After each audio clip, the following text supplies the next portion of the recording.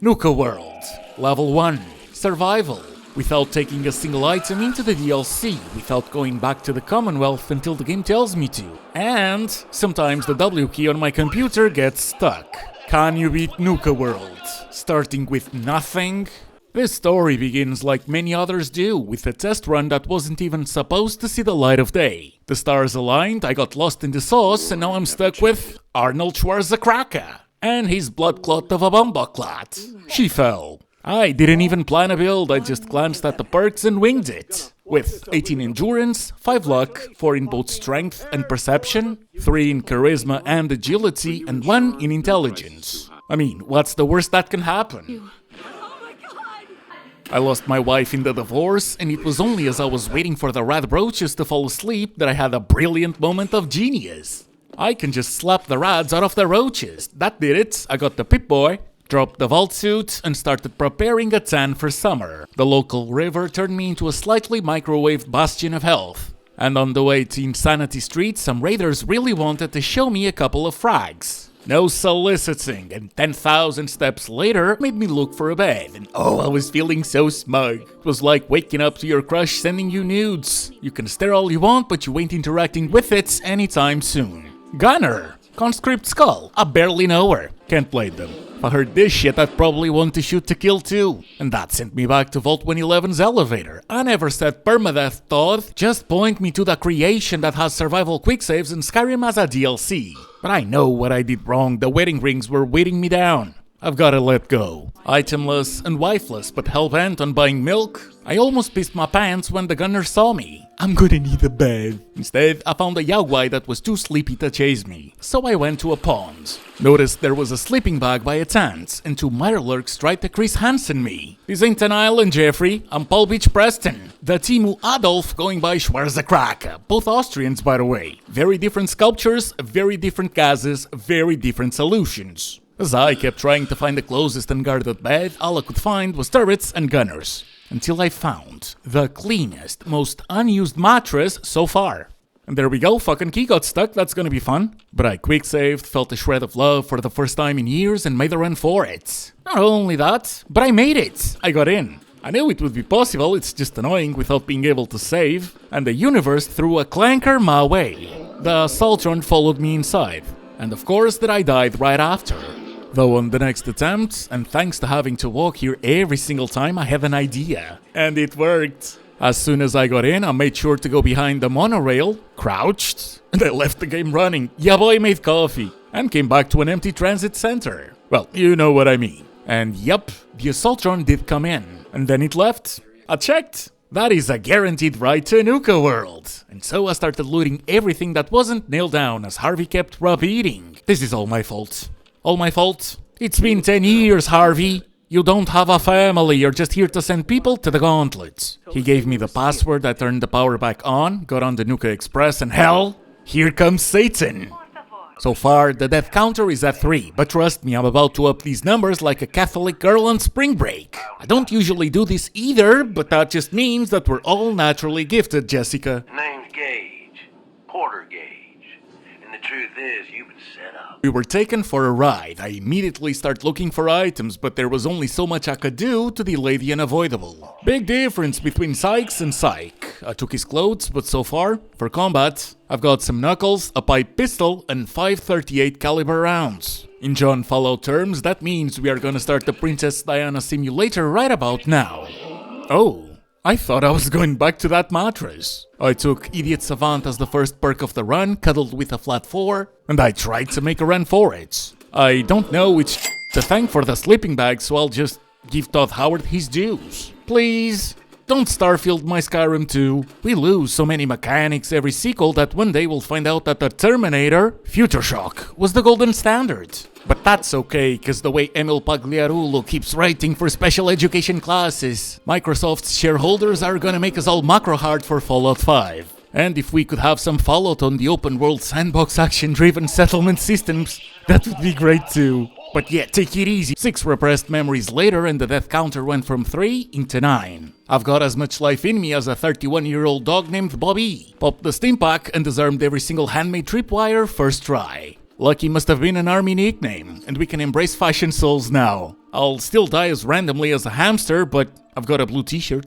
And upstairs, thank God the game told me that Ophelia's unsent letter isn't sent. Here I was, about to have an existential crisis about Ophelia's letter having been returned to sender. And then a trap got me.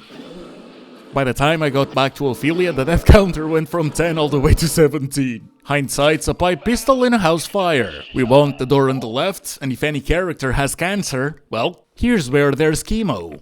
I got the key, ran like a low-cost trying to get the hell in Keller, and made it to the access tunnels. We got another sleeping bag, but in survival. Those don't really let you rest more than 3 hours, and that will have consequences. I crafted what Antarctica could share with the Sub-Sahara, hit another level up, unlocked the terminal for the experience, and why the hell would I activate the turrets? Doesn't that just mean they're gonna shoot me on sight instead of after the clapping monkey? 18. The perfect number for something else you can fuck up, but not brag about. I gave the monkey the courier treatment, punched every single turret, and left a ton of junk near that sleeping bag, cause I'll just pick it all up later. You are goddamn right, I'm gonna take another 1 hour nap. I turned the bobby pin into 5, survived the mine thanks to the same luck that Nancy Pelosi has when trading. The fake alien went to cardboard heaven, I got me a fusion core, evaded the turrets, and I let the minefield throw a joke. Being the punchline twice rounded the counter to 20. I made it to the Mirelurks. The Mirelurks made it to me. The counter can drink in the States now, and the mines don't reload as long as we are in the same cell. The second I go through a loading screen, even if it's just me closing the game and coming back to that sleeping bag, they'll be back. The next corridor is full of traps, and one is enough to trigger a chain explosion. Now, I am not Bruno Mars. I wouldn't catch a grenade for ya. I'm a bit addicted to the whole breathing thing. The good news is that we just need to not die in order to get over 10 frag grenades in our inventory, and so far, that is my best bet against Colter. The bad news is that we're only close to Colter on theory. I'm level 4 now, so I can choose 2 perks. I thought Gulch could come in handy, at least eventually, and that needed an endurance boost that I wanted either way. After undressing the corridor, I stood there, staring at the next room, and this is messed up, man. The second you go in, the doors close. You need to grab a password and a key, and you need to use them, as the room tries to kill you with invisible gas. And that gas is not radiation, so neither Rat X or Ghoulish help. For some reason, there's valves you can try and turn off, but trying that is like getting featured in Jeffrey Dahmer's Netflix special. And I don't mean as the main character. The legendary rat roach that spawns near the console tickled me a bit too hard. It made me giggle all the way back to the sleeping bag. And 22 is not a number that we're gonna hold on to for long. In fact, the first time I opened the door so I could breathe was at the pretty number of 24. I healed using what I had, got as close to the next room as possible, used my fists as a hammer on the rat roaches, and I got greedy. 2 tries later, and the gods of Fallout were with me. I took out the 10mm pistol, 5 rat roaches pop out of Mama Roachki, and man, I wanna go and see what legendary effect we'll get on what. Safe Cracker's leather right arm. Look, I'm all up for Safe Kraken, but I was expecting a lot better. And I'm slightly terrified of the flying ants that are going to follow suit, so I backtracked to the Mirelurks, and I thought of turning them into lunch. I know that there's a way to go back to the sleeping bag, I just don't remember how. I grabbed the frag, threw it, and it backfired. That's the 27 club right there. Fine, I'll deal with the Mirelurks first. It only took me 1 death, a broken arm, and a broken leg to see that I couldn't figure out how to backtrack. I saw crack though. And then I took a break, closed the game, which is how the game reminded me that the mines respawn. Counter is at 37 when I'm trying to get back to the sleeping bag again, and the fire that took forever on the truck made it 38. Yes, I just tried to run past the mines and then I sacrificed myself on purpose. It worked. Anyways, turns out that a fire in the truck was all I needed. That and patience. I remembered that turret, threw a cheeky grenade, and completely forgot about the mine that was really close to it. Next, I managed to take care of the animatronic alien and to save, knowing that I've only died 41 times so far. To celebrate, and considering I only took care of the Mirelurks, I went back to the gas/rat roach room to die a bit more. Not only do you need to find the right angle, but you also cannot mess up how quickly you grab both items. 10. That is a plus 10 deaths to the counter. And I haven't even fought the rat roaches yet, cause I want that save. So, 51 deaths, and I could've, but I haven't seen the flying ants yet. Damn. Sergeant Mac donated her attire and inventory to my cause. And as for the legendary item, this time I got a penetrating machete, which sounds like a horror movie you'd rent from a 2000s porn website. And this time I didn't bother going back, I went straight to the flying ants. They are weak against damage over time, couple Molotovs ought to do it. Unfortunately, the Molotovs were so good, they took care of me before I took care of the ants. And that room was a different cell, so guess what I learned here? The minefield is back. 56, we're at 56 now. I'm just that good, baby! And the game is hellbent on having me carry a penetrating machete, so fine, I'll keep it. And I saw one of the flying ants come too close, so I panicked. I went for a quick save, so I wouldn't have to deal with the rat roaches every time, and minefield. I didn't forget it. I just had a dream of having the 57th death be exactly like this. It's all on purpose. Eventually, I took care of the flying ants. 61 deaths. It took me to get here. And behind the novice lock is a sleeping bag. Fucking hell, no wonder I couldn't find a video on this at level 1 survival, but without bringing items in. As for getting to the Colacars arena, that was a joke. First try. I didn't even hear the turrets or a single raider shoot. Here's a quick rundown how this works. You go stock up, make yourself presentable. Then we're gonna give these folks a show. A show where I decorate these walls here with your lovely brains. What brains? I didn't even stop to think that Red Eye calls you Vic, cause it's short for victim until last week. And it's been a minute, so I was also under the false pretense that I was about to find a fat man, but no. It's a mini nuke and a minigun with no minigun ammo, alongside plenty weapons that range from mid to lane. And Colter warns us from the get-go. Thanks to that suit, he is the only one that can win this fight. And Ease right here didn't want to play a losing game and logged out on her own terms. I grabbed the thirst zapper and everything else really, stored a ton of stuff in that duffel bag, got another fusion core and all this as Gage is trying to get me to go to the intercom. He's the guy that's gonna keep us alive. Oh yeah? And what's in it for you? He confirms that the fight is rigged, and explains that invincible electric power armors are weak to water. Just never ask why you cannot throw purified waters at the guy, or how the Thirst Zapper's water supply is infinite but won't let you fill up empty bottles. Gage opens the door that leads to Colter, I save the game, and for the next 3 hours I was blessed with... Alright, disciples, are you ready for blood? And the pack, are you ready for things to get wild? Operators, are you ready to see me notch another kill?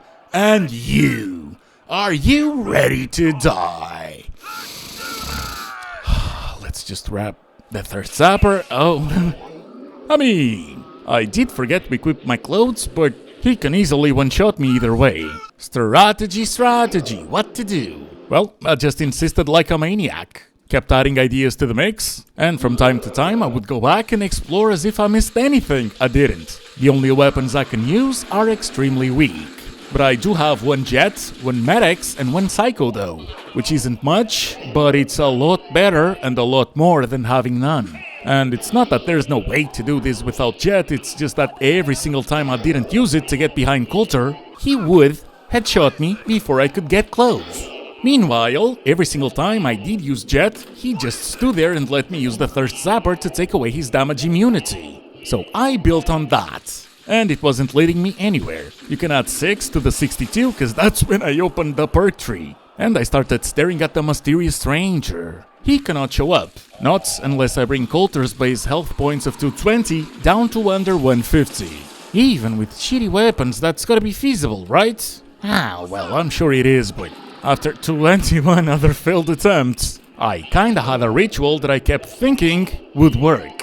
Jets, medics, and psycho as soon as Gage opens the door. I would drop a mine as I was going towards Colter, switch to the Thirst Zapper, I would go around him in the hopes of him going towards the mine, which he usually did, despite very, very few times triggering it. And as soon as his immunity was lifted, I'd grab either the 10mm or one of the pipe pistol variants to see if the stranger would show up, and he didn't. So obviously that got me bored and made me look up exactly which were the requirements. Doubling down on the stranger, I had another fuck ton of tries, except the priority became getting behind cover and using the frag grenades to drop his health. From 220 to below 150, oh, of course that'll do it. Problem is, this son of a bitch kept killing me in 1 to 2 hits. And there were times where everything was going right. I was surviving longer and longer in the arena. Not in a row, obviously, but you know that area where Gage and Colter were talking when we entered the Collectibles arena? Great place to give yourself some time when he's running around like an idiot. Especially because he's got grenades too, and before that I was just standing behind a Nuka-Cola statue near glass. He would throw one, and either it got me, or it reached the grenade I was throwing, and BAM! Barbecue. Oh, and this is worth mentioning too. Look at all the red icons near my action points. I saved a couple more times to get things locked in.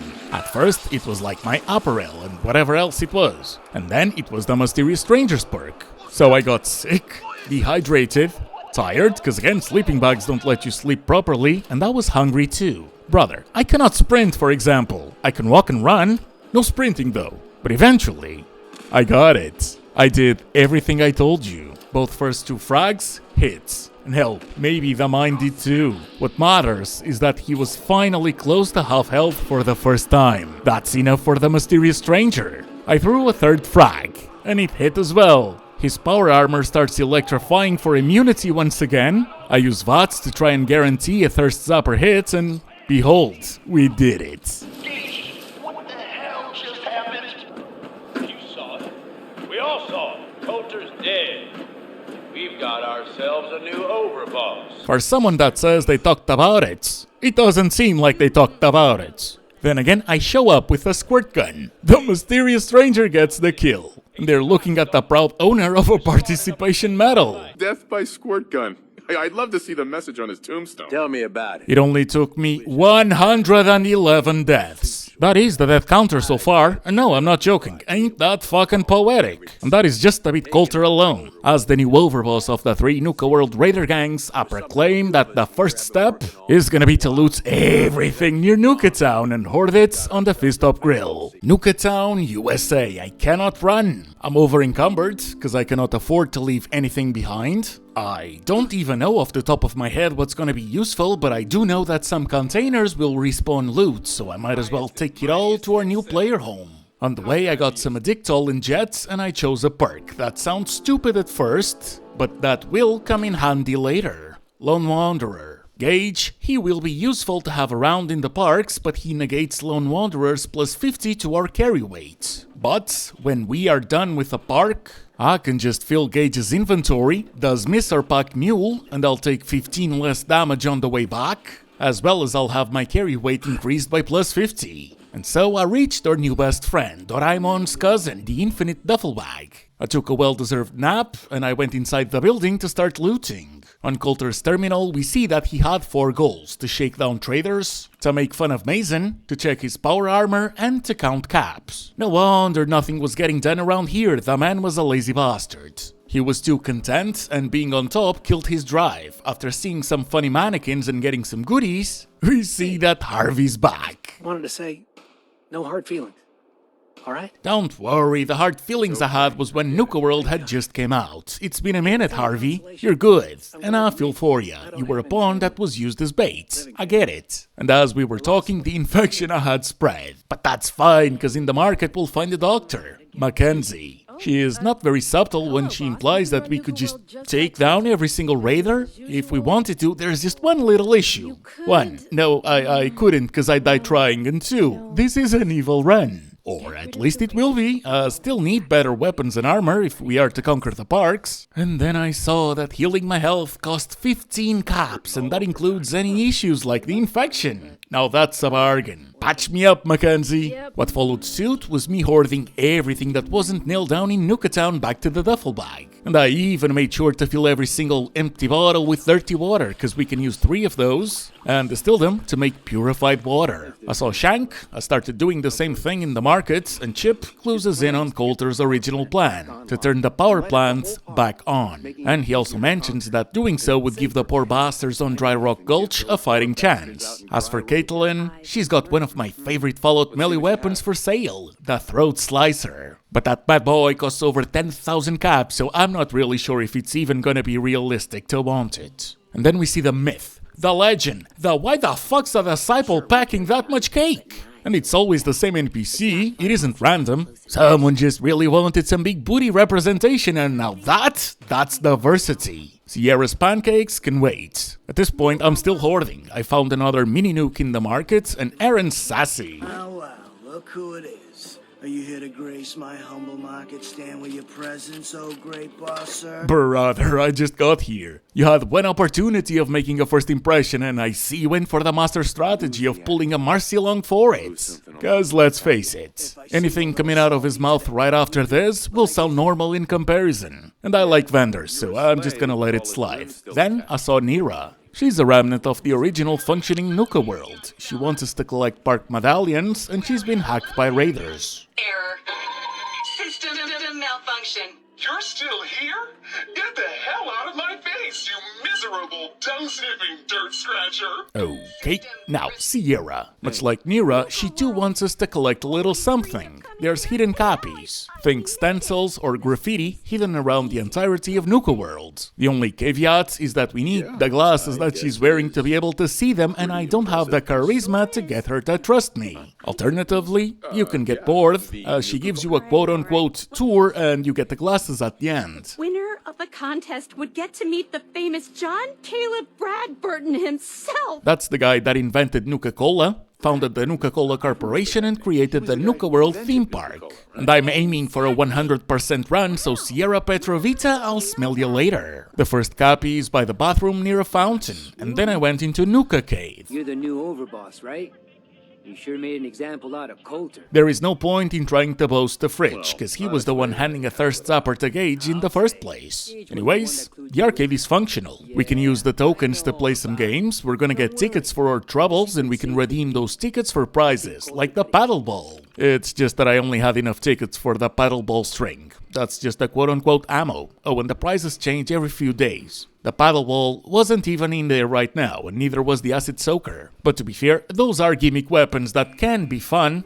They're not exactly must-haves. And then I played basketball like a raider that wants tickets would. I followed that by dying a few times, trying to take care of the turret that was still active in the Gauntlet. That went right before the Collectibles arena, cause there is a door that leads you back into where the flying ants were. Turns out that using a recoil-compensated 308 pipe revolver something did it first try. And then it's back to the duffel bag, then back to Mackenzie, and then back to the Gauntlet's entrance. Across Nuka-Town, from near where Shank was, I made sure to not go up the stairs that would have spawned some bugs, and instead I made a beeline for the door that is just by Sykes. Turrets are still active, but to be honest, taking care of them was a breeze. First try, and without having to use a single cam. I got the loot I had left on the floor, cause I didn't know which containers would be safe to store these bad boys in, and I went on to explore the one room that I saw the most times as I kept dying in the Gauntlet. The Rat pups can be a menace, but they are menaces we can easily pull a camper/sniper on.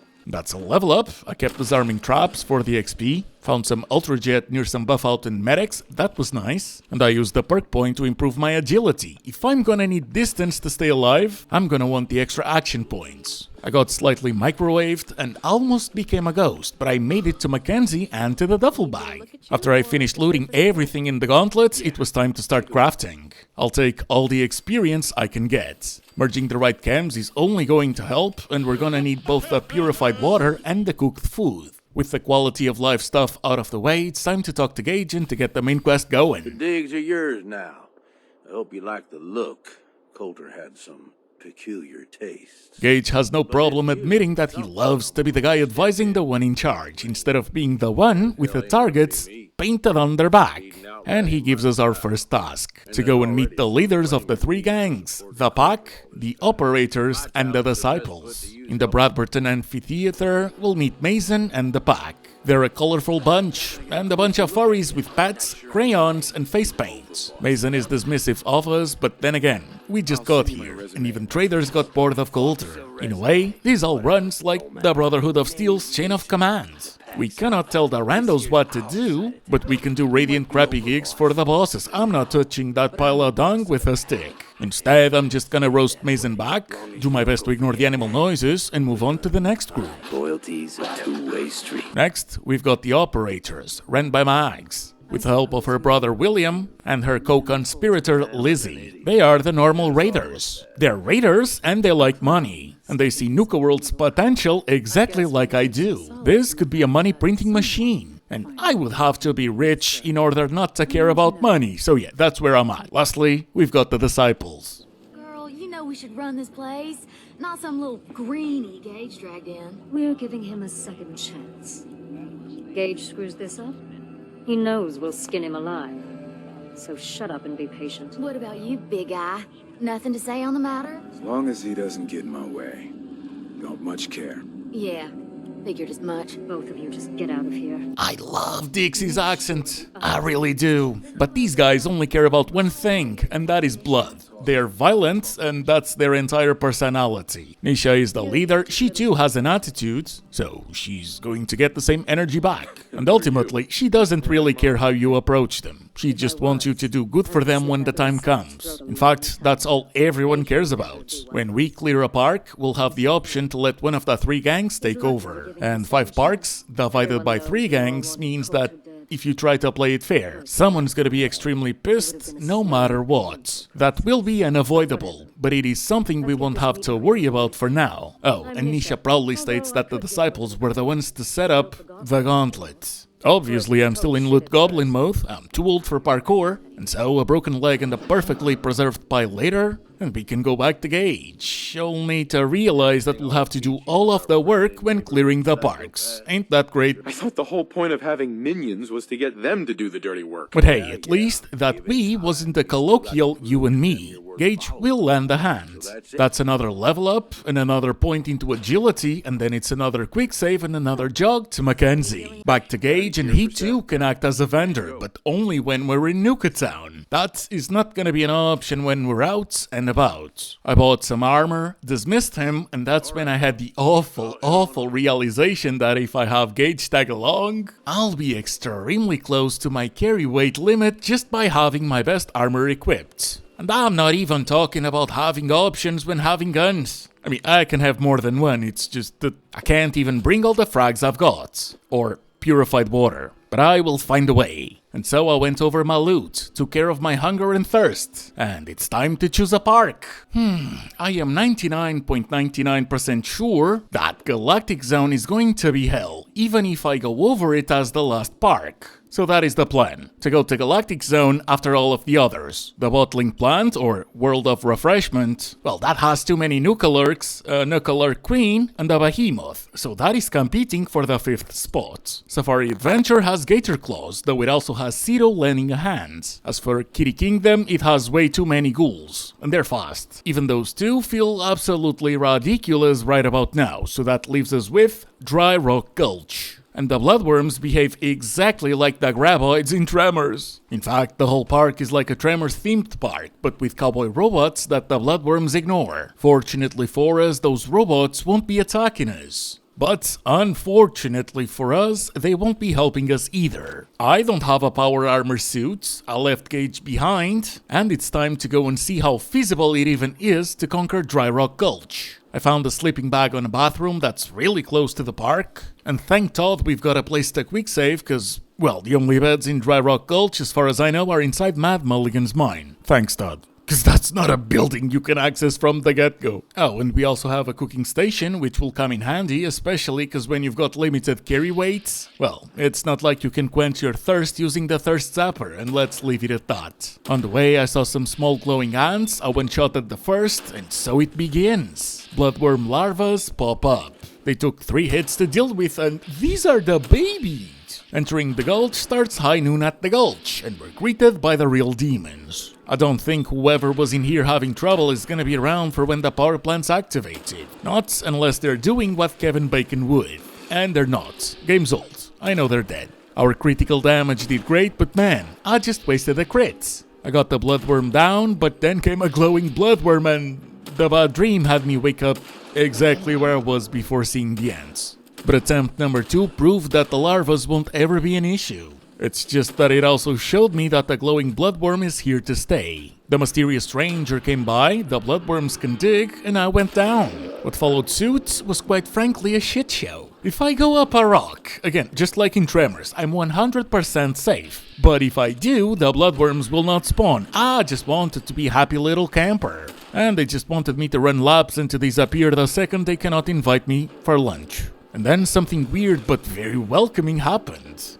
Everything quieted down and the Bloodworms stopped coming, cause they spawned near flying ants and other critters that we'll find in a second. I can only assume that even the glowing Bloodworm either didn't stand a chance or decided to stay there instead. Either way, I met Sheriff Hawk. Played along as a cowboy and to get into Mad Mulligan's mine, where the Bloodworm Queen is, we are going to need to help 3 other Protectrons. Each one will give us a combination to the safe. And that is the only way to get the key to the mine. Oh, and if I want to save, it's either in that bathroom or in the mine. This is gonna be brutal. Near that safe, there are some flying ants and some other ants. There's a legendary ant. Hopefully, we'll get something useful out of it, and indeed, the ants took care of the Bloodworms, glowing when included. And then the ants took care of me.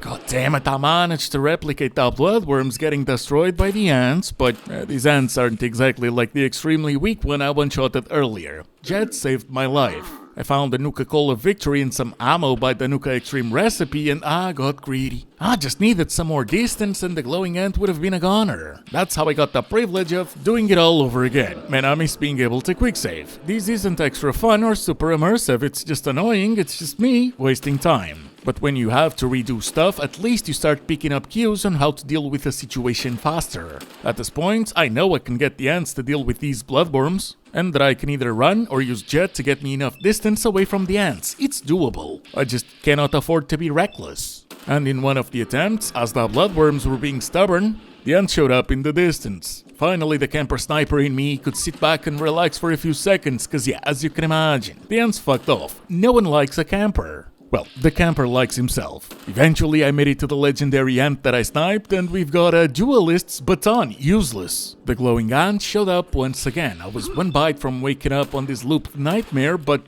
I jumped back into the rock. I finished the glowing ant. I waited, and the overgrown forager ant left. So I just healed. Found a recipe to craft Nuka Sunrise, got a Nuka Gate ticket roll, found Jet, and I got bitten, but I was still alive. Make no mistake about it. If there is a time to run like a little bitch, is now, cause I'm tired, boss. Tired of doing the same thing all over again. I made it to the rock, and the rock wasn't helping, but I did it. I was safe. The overgrown forager ant couldn't make it to me, and so I crushed it.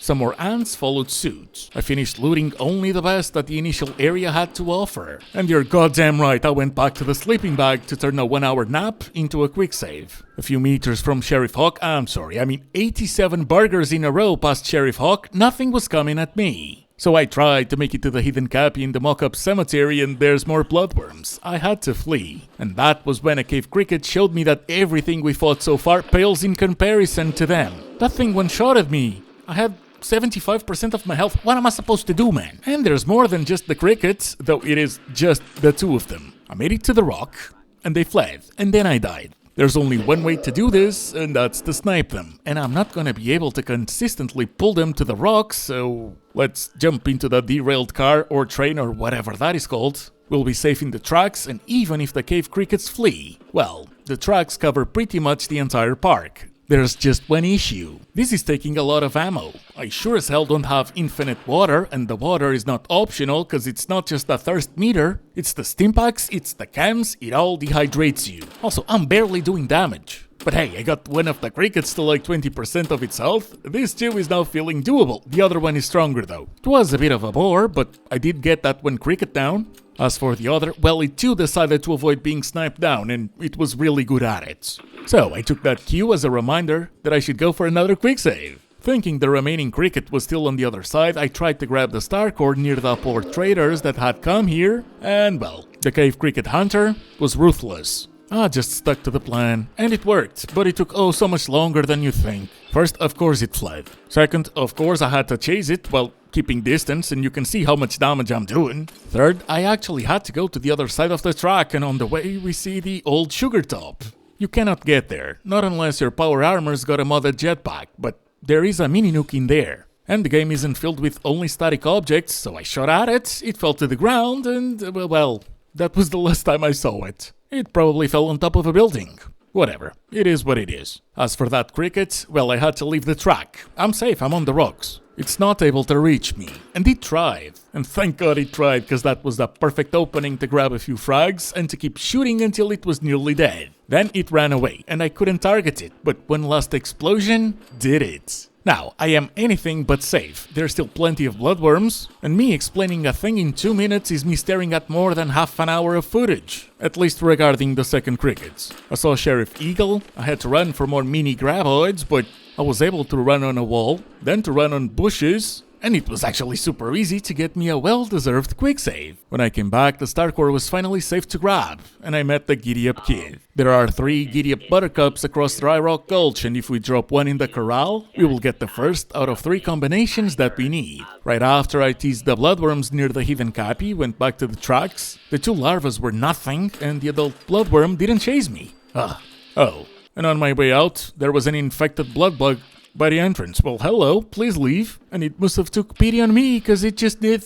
It left by itself. Thanks, bud. This is taking way too long. I tried not bringing Gauge, I tried not bringing power armor, so it's time to try this properly. Especially because my water supply at this point is non-existent. I will have to go back. So that's another nap. I got Kiddie Kingdom marked on my map, World of Refreshment 2, and in Nuka-World Red Rockets, I was kindly reminded that not only can I not use this settlement until the power is turned on, which, let's face it, it renders the only settlement this DLC has to offer completely useless. And it doesn't even have a fucking mattress. Just up the road, there is a building that will consistently spawn gunners fighting some of the gangs. I got myself in a safe position, I helped their peeps, the gunners were nothing compared to even a cricket. I found some better armor on a fallen operator, and that is the only piece of loot worth mentioning. Now, if you keep going, and I don't mean to Bradburton, you're gonna reach the Morton residence. The only enemies in here are rat roaches, but why would I go through a sewage pipe when I can just interact with the power armor station and bypass the entire thing?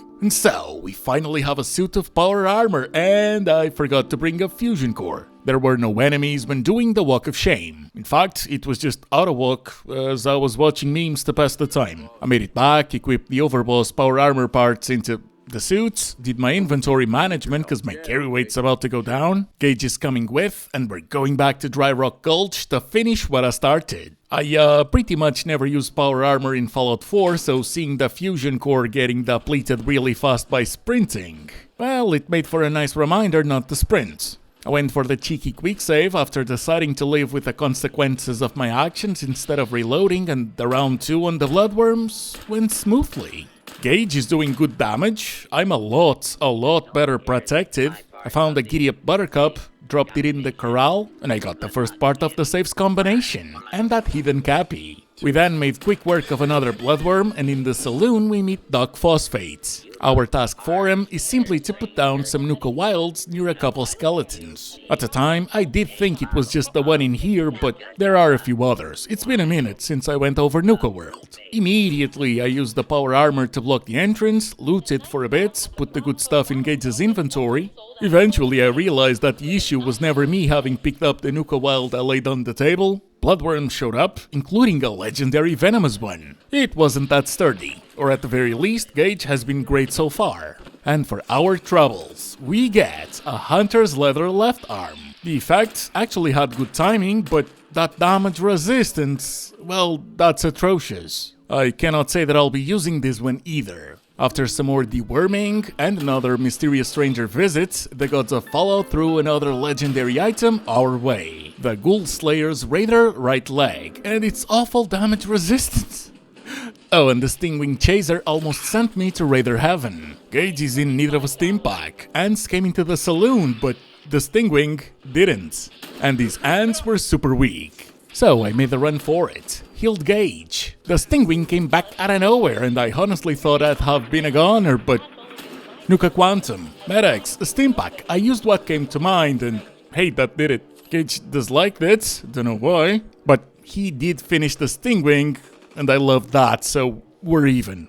He's not getting scolded. As I was looking for the other dehydrated skeletons, I found One-Eyed Ike. He wants a shootout. He wants to shoot a revolver at me in a theme park, and this isn't some post-war bullshit. That's all part of the John Caleb Bradburton ideal Dry Rock Gulch. Main character in power armor means I got the second combination. All of the skeletons were nearby, and so with the third combination, I kept going. A regular Stingwing isn't anything to be scared about. There was a recipe for Nuka Bomb drop nearby. I'm sick and tired of saying quick save, but I wanted you to get the entire vibe, especially on the first part. How everything went down and in which order. And we're finally in possession of Mad Mulligan's mine key. The only fusion core I brought is almost empty, and I'm not going back to grab another one, especially because I've got like 4. And there's another 4 parks. I'm not being goofy, I forget stuff, which sometimes I do, and that leads to a joke, but this was on purpose. I will have no issue walking at a snail's pace inside of the mine if that guarantees me extra fusion cores for later. Couple more bloodworms showed up. I'm handling them on my own with no issue ever since I upgraded my weapon, and inside the mine, really close to the entrance, and behind some barrels, we find Terry Tanaka. He is a little bit dead.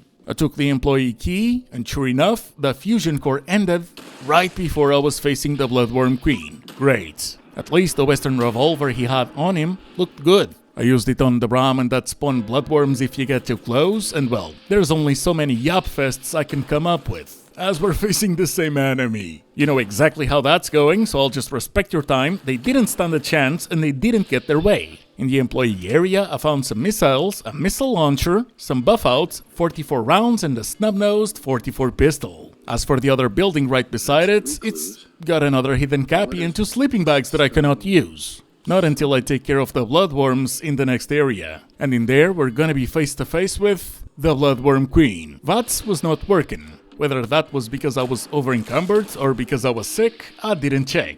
I just tried my best to aim the good old way, chugged the Nuka-Cola Orange, followed it with Buff Out and Jet, and I tanked the bite. And the little knockdown had me finish the Queen. The game is telling me that I can report back to the sheriff, and we have effectively done everything that's not more of the same. Because from here until the sun's shining on my power armor, it's just gonna be more looting and more bloodworms. Anyways, I also found Ricky Braxton and this Parks medallion. There was some ammo at the end of the building too, and then I finished high noon at the Gulch by talking to Sheriff Eagle. That means it's time to choose who we hand the park over to, and I'm gonna hand it over to the operators. Because they will give us more loot than any of the other gangs. And sure, perhaps giving the Bloodworm Park to the bloodthirsty disciples would have been more fitting. But then again, so would be giving the corrals to the goofy furries that have pets. And what I want is more loot. That leveled me up, but I didn't use the perk points. And so I made it back to that one bathroom. Dinner was served. Cage's inventory was filled to the brim. I dismissed him, so he would safely haul it back by himself. That activated Lone Wanderer, giving me a plus 50 to my carry weight, cause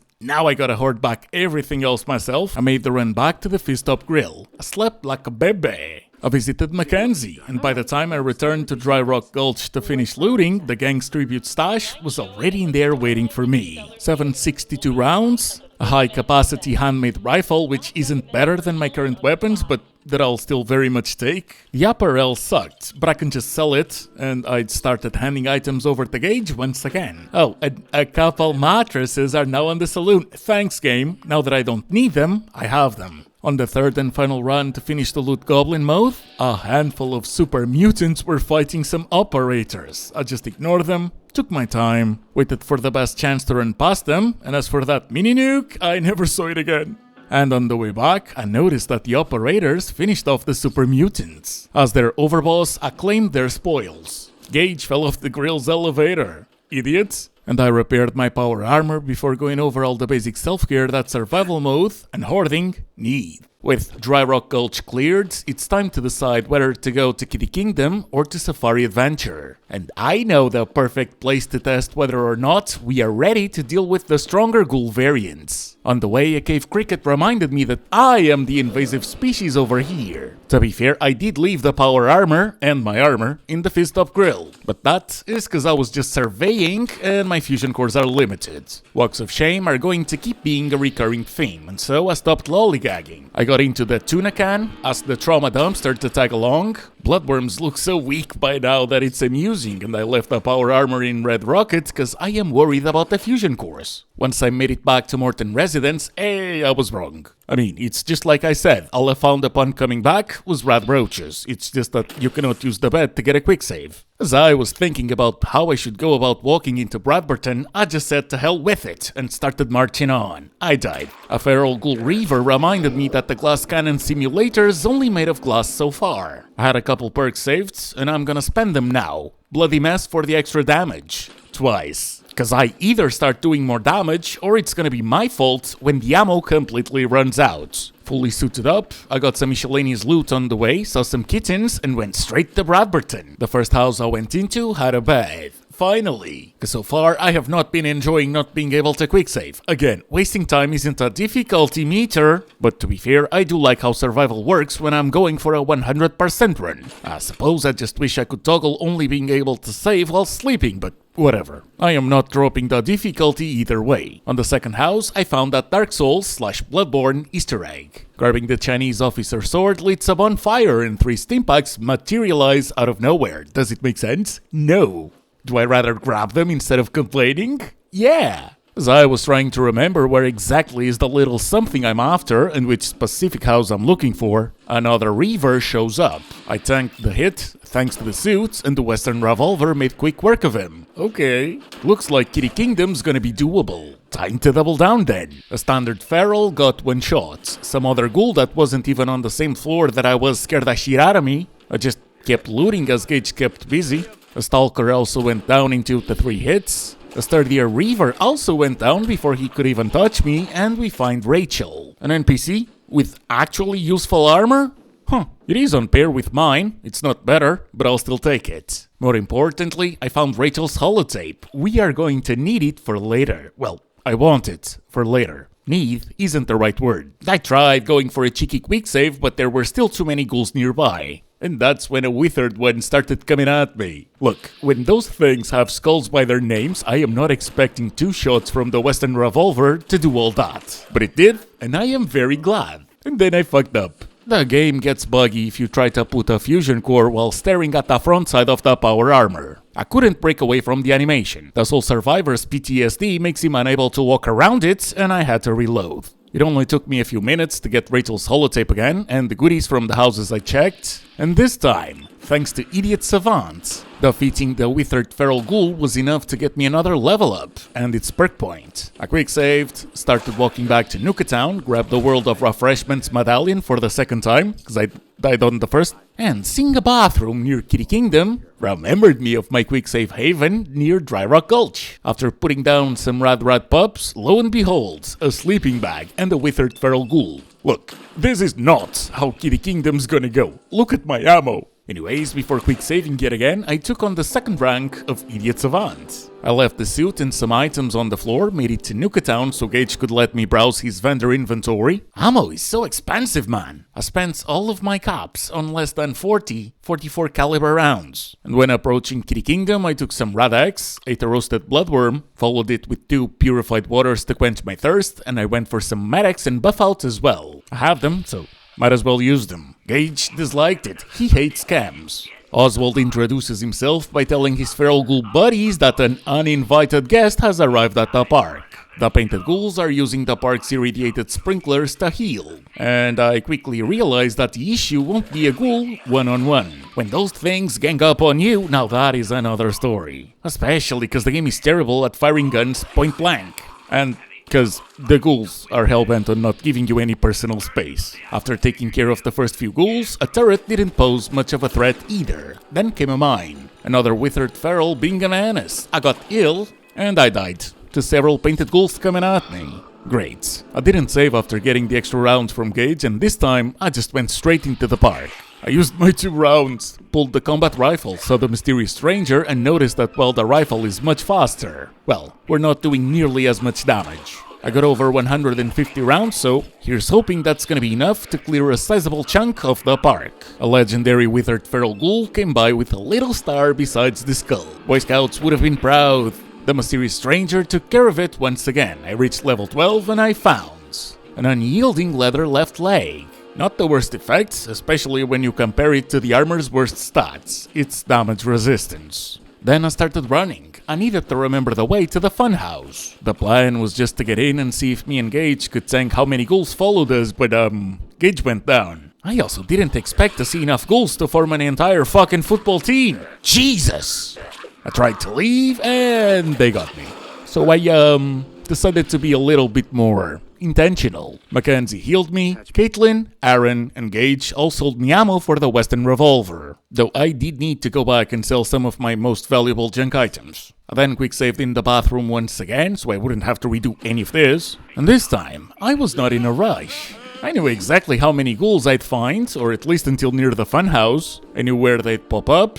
We were fine. I mean, I died, but I knew I'd eventually do it. And when I got back to level 12, I started looking at Life Giver and Toughness, and I used the perk on the latter. Though it was very weird to see the legendary Withered Feral having the exact same item, I paid a lot of attention to my health this time, and I managed to get into the funhouse with no one but Gage following me into it. Oswald's having a laugh. I popped the Nuka-Cola quartz to heal. Mine almost took me out. I got lost for like 20 seconds. Eventually found the stupid painted ghoul that kept running around like a maniac. And 2 stimpaks later, we were done with the Hall of Mirrors. Gage got a bit broken though. Dummy wouldn't follow me, so I just went on ahead, hoping that he would find his way or teleport to me later. Oswald staring at me, trying to jump like an idiot to reach the end of the room. One of the frags hits us, but we're fine, and this puzzle is annoying.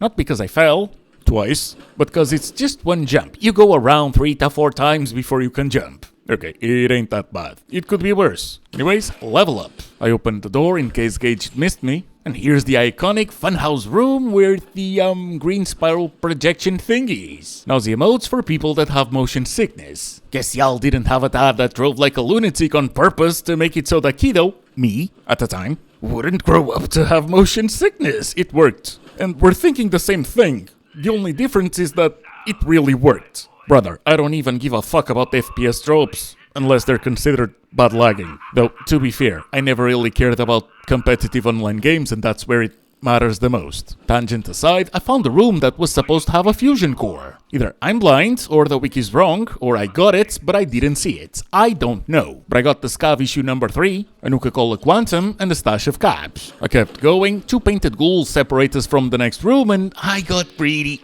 This was so doable that I let my guard down. Should have healed, but I didn't. And now I get to do it all over again. This one pissed me off so badly, I used games before engaging them the second time. Now, to be fair, they did drop me to a quarter of my health, even after all that. That's why we should blame Gage for not being here to help. As for the next room, it's creative. Everything's where it shouldn't be. And as for the spinning floor room, not one of the ghouls made it to me. It was a joke, and they were the punchline. And as I saw another legendary, could we finally get a good legendary item? Nope.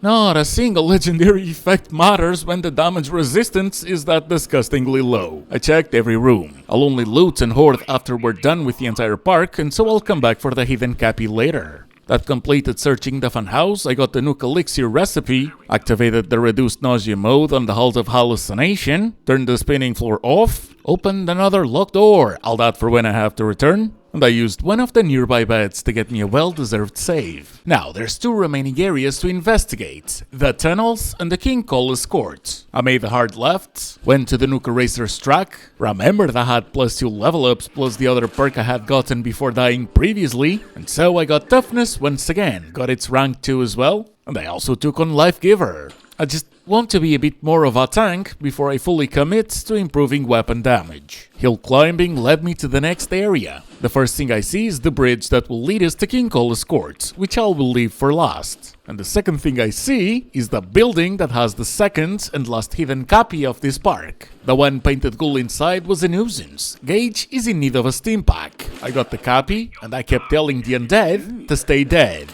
The combat rifle kept me going. Steam packs dehydrate you like hell. 69 XP per painted ghoul means I leveled up once again. And that is when I put the first perk points into combat. Rifleman. I'd love to do a blitz and throat slicer run, but it's not gonna be on this one. Across the road, into the other side of the Nuka Racer's track, I went into the tunnels, level 15 triggered Automatron, which, nah, that's got nothing to do with Nuka-World. And I found a way into the tunnels without needing a key. A legendary withered feral ghoul followed me inside. No clue where this bad boy was hiding, but I would be lying if I didn't say that the only thing that worried me was the loot we'd be getting. Surely the low damage resistance I've seen in every other reward has to be based on level scaling. I cannot be this unlucky. And this time, we got a gun.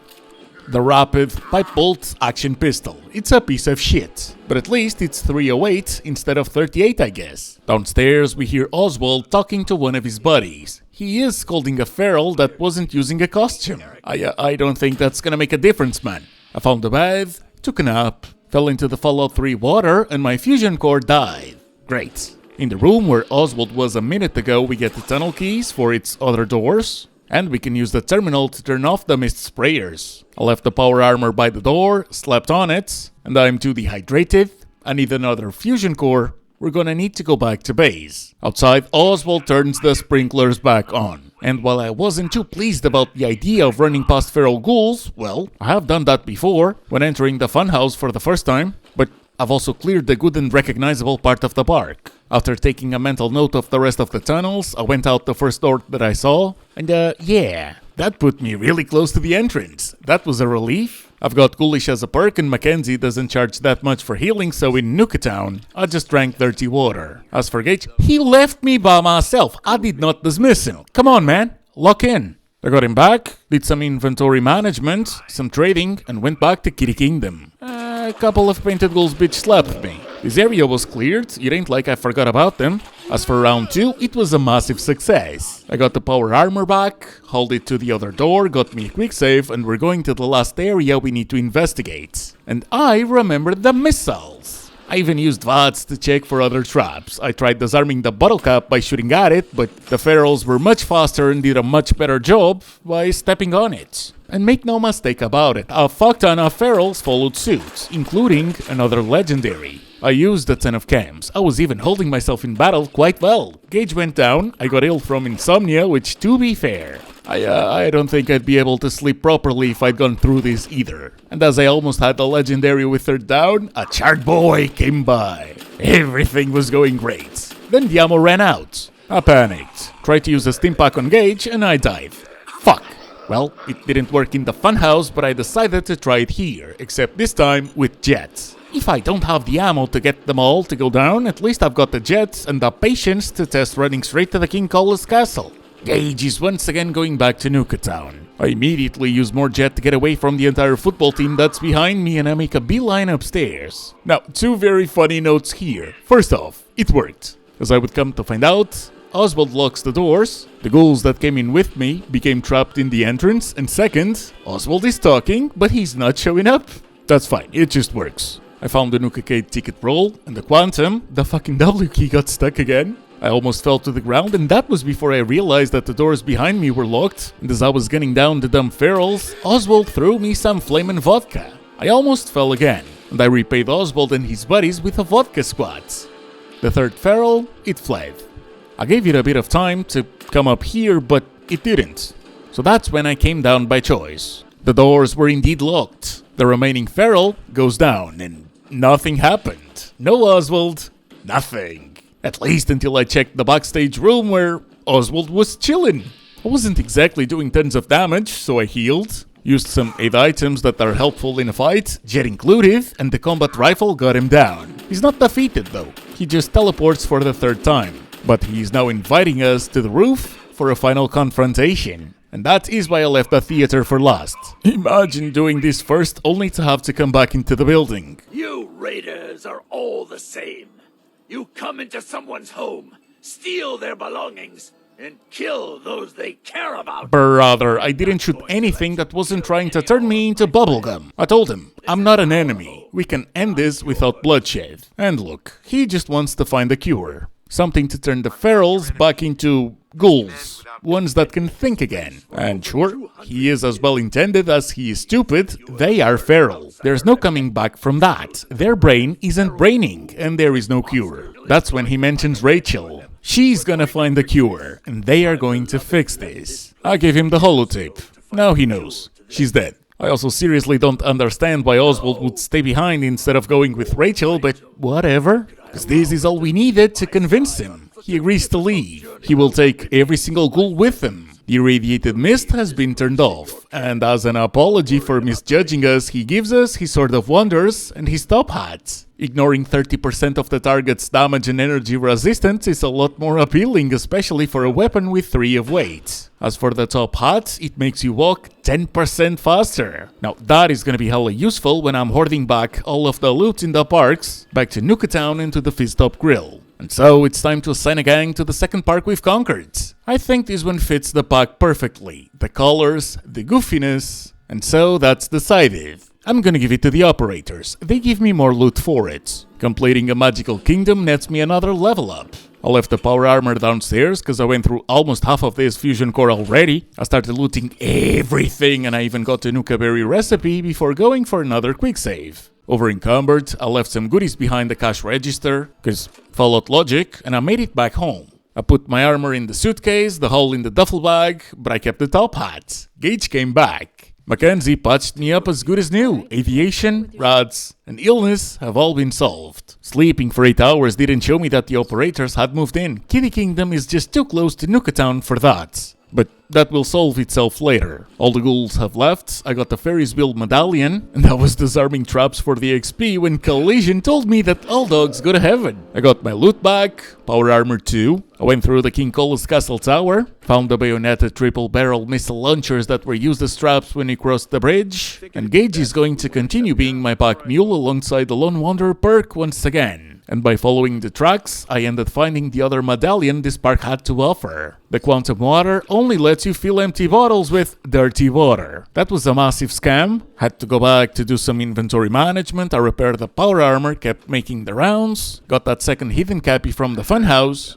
and I double checked. No fusion core. And then the game crashed, and I had to loot everything in the funhouse all over again. As for the rest, it was just more survival, more inventory management, crafting, and bartering for ammo. I've got my eyes set on Safari Adventure for the third park we should conquer. The cars are having a collision party, and here there be legendary cave cricket hunters. Why? I've already melted through too much of my ammo. I don't need this. This fight was just like a Monday morning at work. You just want to die, but you don't. It took a ton of cams, but I found myself staring at a Wounding Institute rifle. Ew, the curse continues. And thanks to the cams, I'm now severely dehydrated. I'm sorry, but at this point I gotta ask, isn't there a cam I can just put on the water so it won't dehydrate me this much? But I had a plan. Kiddie Kingdom was finally far away enough from me for the game to let the operators move in. I saw some pack members. I parked my power armor, put some of the items weighing me down on an explosives box. Cito and the Gatorclaw were fighting, but those two pack members engaged felt like enough backup. I made the run for the water,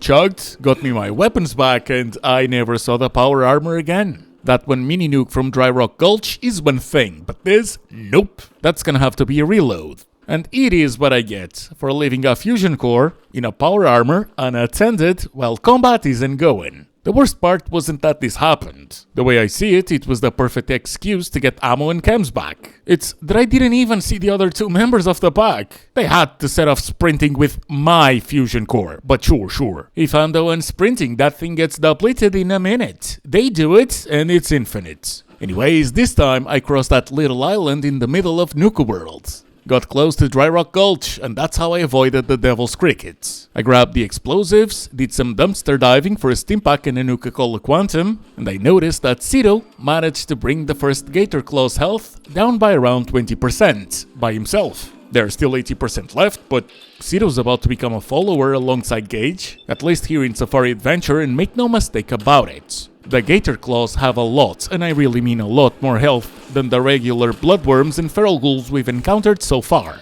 I brought the stupid lizard to around 20% of his health, but that thing was hellbent on coming after me, and neither Gage or Cito seemed as tasty to it. The only reason I survived was because I had Jet. Getting the first Gatorclaw down starts the quest that shares the name with the park, and we can now go on to meet Bethesda's Tarzan. Cito see you kill monster.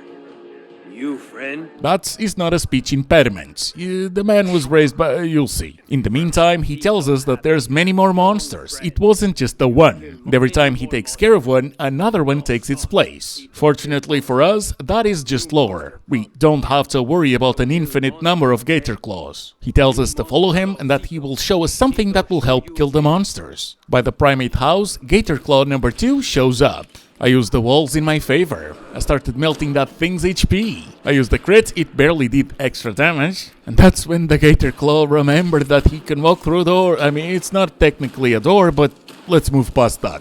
I'm noticing a pattern. And to be perfectly honest, I would rather not have these douchebags melt my cams as if I was Charlie Sheen during his peak. I'm not collecting royalties and the Nuka-World Raiders aren't sending caps to the Overseer's trunk yet. We are poor. But Gage pulled his weight, and he really helped. Before following Cito inside the building though, I went for the hidden cappy. This home.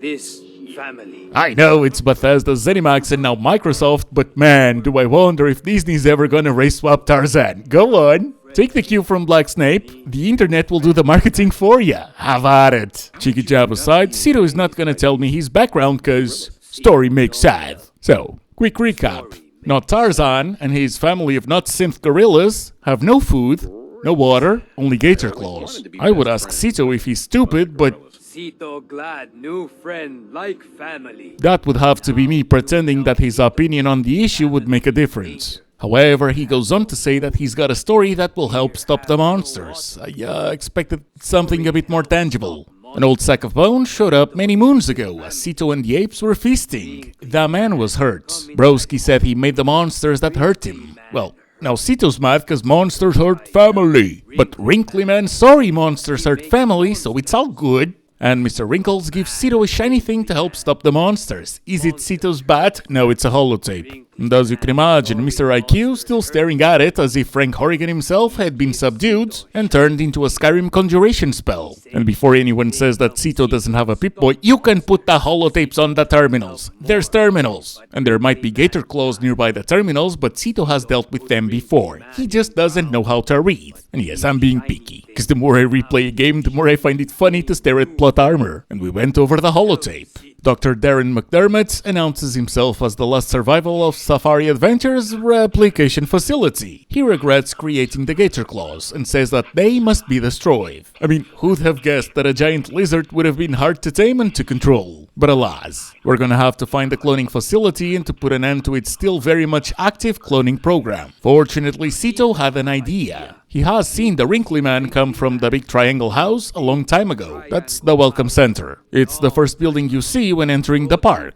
And I did try to get Chris, one of the gorillas, to tag along, but I didn't have enough charisma to pass the check. And so I did the first out of many quick saves in the Primate House, and we kept going. Inside the Welcome Center we see Gatorclaw number 3. I told Gage to have at it. The Western Revolver is yet to let me down, but once again, before I knew it, that fucking bitch of a lizard was hyper-focusing on me. I had to use Buff Out, I had to use Jet, and I had to quench my thirst-cammed up mouth as Gage kept disliking the use of supplement. Honestly, thank God the Gatorclaw turned his attention to the other two, cause I wasn't eager in spending a Nuka-Cola Quantum. As long as I've got cams, it seems that these will be pretty doable. There's just one little issue. The next 2 parks are going to be hell compared to everything we've encountered so far. And I didn't even bring enough cams to cruise through Safari Adventure, but we got the Gatorclaw down. I took the Nuka Rush recipe from the desk, ignored the manifesto from the Animal Friends and Defenders. The door is locked, and the vegan loonies kidnapped Dr. Hine. They took him to the Angry Anaconda. That is the name of a ride, obviously. Cito, he tried his best to describe a roller coaster. Ride like big snake. Cito see from everywhere. Very big. Very snaky. A quick saved, got ill. Weakness means we'll take 20% more damage. Great. I ate, drank some more purified water, and kept going. Gatorclaw number 4 seemed to have some pathing issues. Good. I didn't need to use chems on this one. But when number 5 was close enough for me to be able to smell his breath, I caved in. I used the only set of antibiotics I brought. I didn't want to use my last buff out. I mean, I've got more at home. It's just not that much more. And so I used one of my 2 jets. That thing kept coming after me. 2 stim packs later, I'm mildly dehydrated. I'm almost dead. I'm forced to use another stim pack, a Nuka-Cola Quantum, which heals you a lot faster, and my last jet. This is not sustainable, but we did it. And number 6 showed up right after. I had to use a Nuka-Cola Orange. Why does it look like I'm having a wrestling match when all I want is to be a happy little camper as Cito berserks it and Gage provides both a distraction and a second gun? I went for medics, used my last buff out and Quantum. The revolver's ammo hit 0.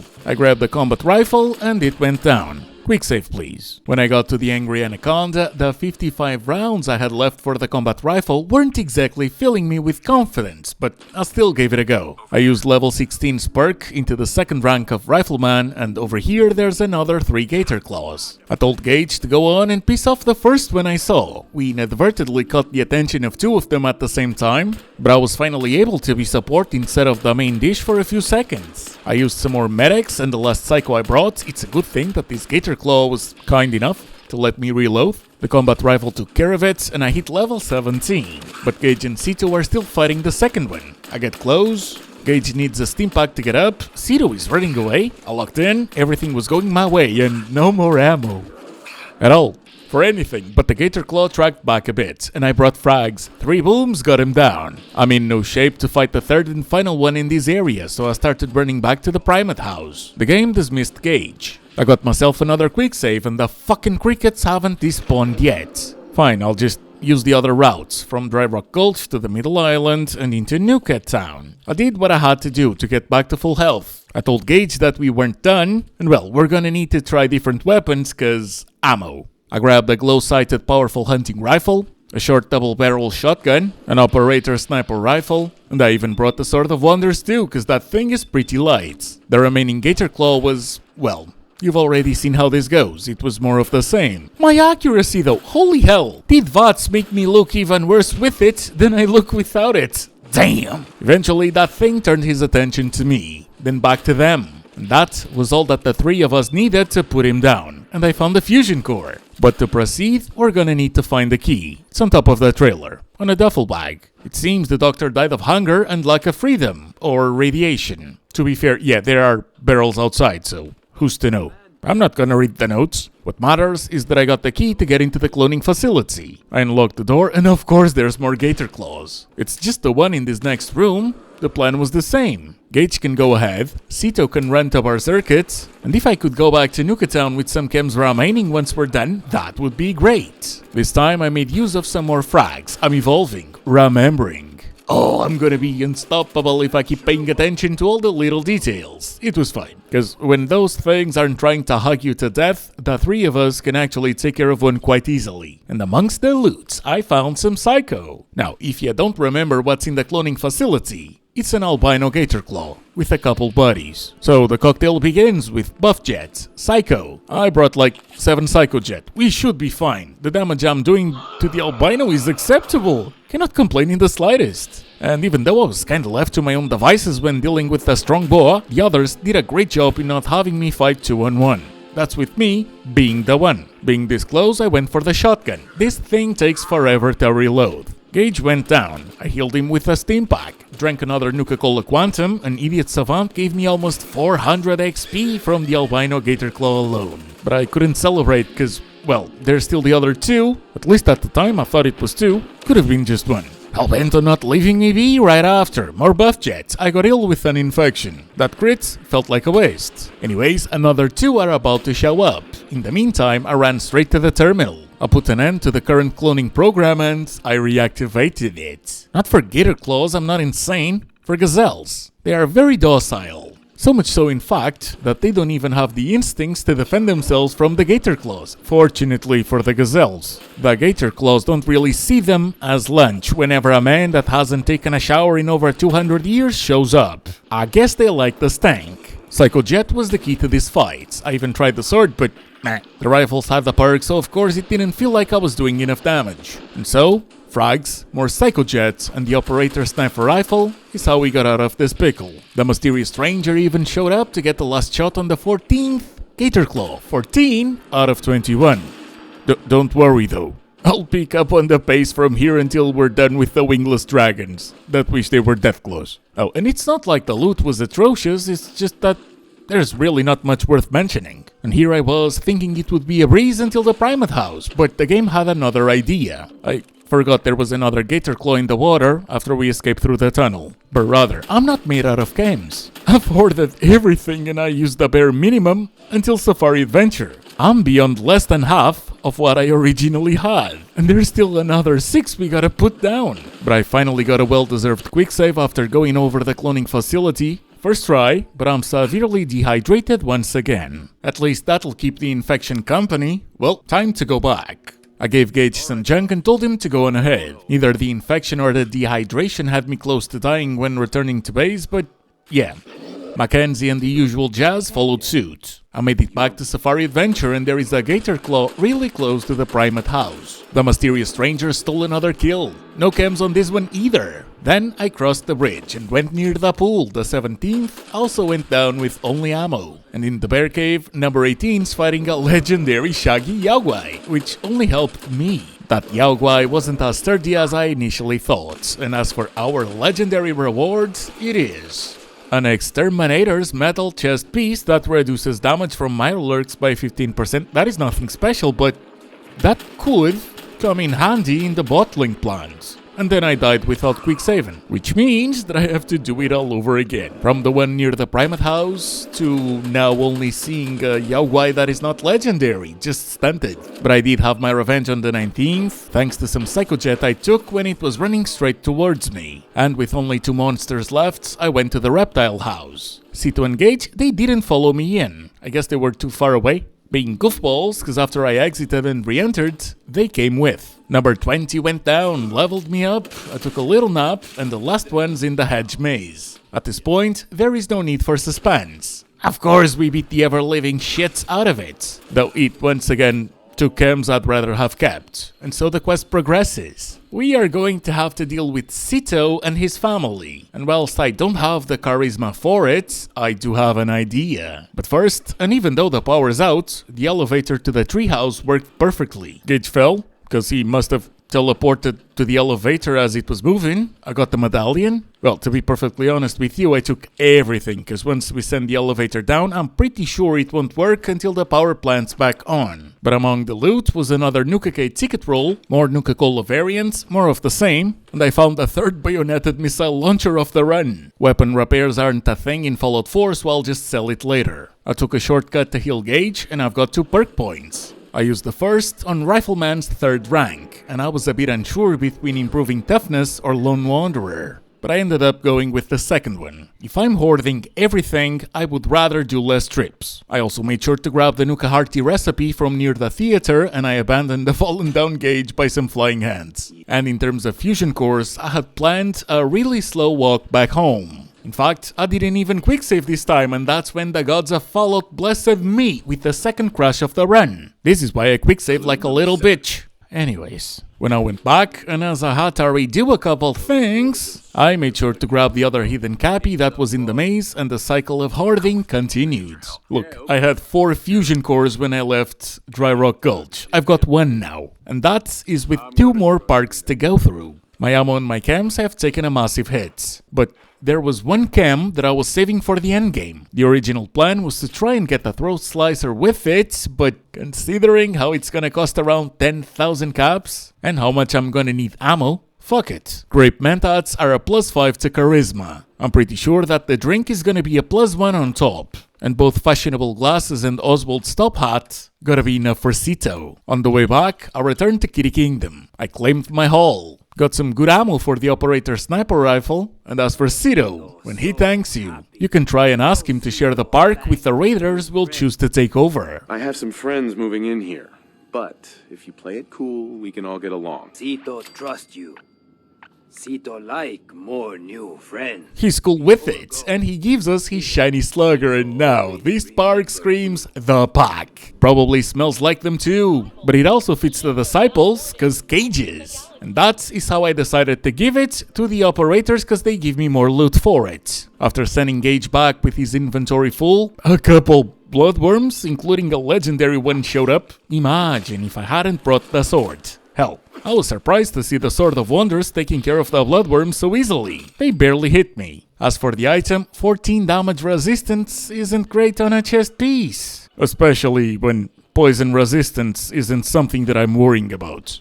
This has to be a generational run of useless trinkets. Oh, and there was a dead pack scaver around. Poor bastard must have explored on his own. When I came back, the operators had a tribute stash ready for me, and that's more ammo. I took all of my junk and dead items and crafted anything that was available. And when I say that I'm hoarding everything, if I see it, it's brought back. Except flyers and things that have zero value and cannot be used, of course. Anyways, between my empty bottles and clicking on the same button got me 158 dirty waters. And they crushed my legs as I went back to purify them. It's high time to decide which park to conquer next. Galactic Zone's got assaultrons and sentry bots, whereas the bottling plant, the world of Refreshment, has weird, irradiated fishbug things. The Mirrorlurks, or rather the Nukalurks, seem like a safer bet. I told Gage to go on ahead. I grabbed the operator sniper rifle. They were actually getting along until I clicked the mouse button, and I did not expect a critical hit straight to the Nukalurk's face to barely do any damage. Gage went down, and so did I.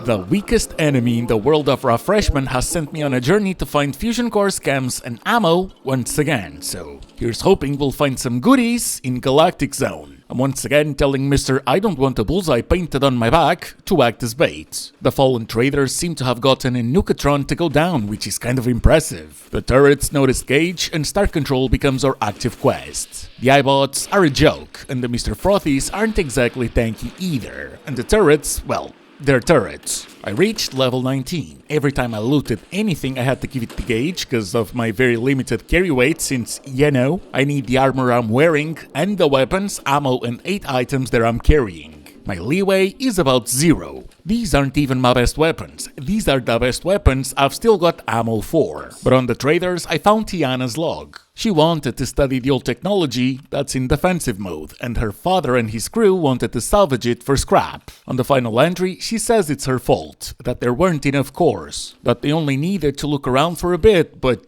that they wouldn't listen. And now they're all dead. Because over here, you do not need to destroy every single robot. No, you just need to find enough star cores to deactivate the defenses of the entire park. As I kept moving, I found the first of the stronger enemies, a Nuka-Town Guardian. It's still very much only the Assaultrons and the Sentry Bots that are worrying me, but I didn't even risk it. I took some jets, Gage helped out, and the Nuka-Town went down. Those things aren't as sturdy as the Nukalurks, but their attacks pack a much stronger punch because they send some flying, explosive Nuka Quantum your way. Ain't that lovely? The starport's in sight. Robots have to be looking for us, and somehow Gage thinks that this is the most appropriate time to have a heartfelt chat. Yeah, sure, all things considered. Just been thinking is all. That whole thing with Colter, I know we talked about it some, but it could be a sore spot between us, yeah? I mean, here I went and turned on the Overboss.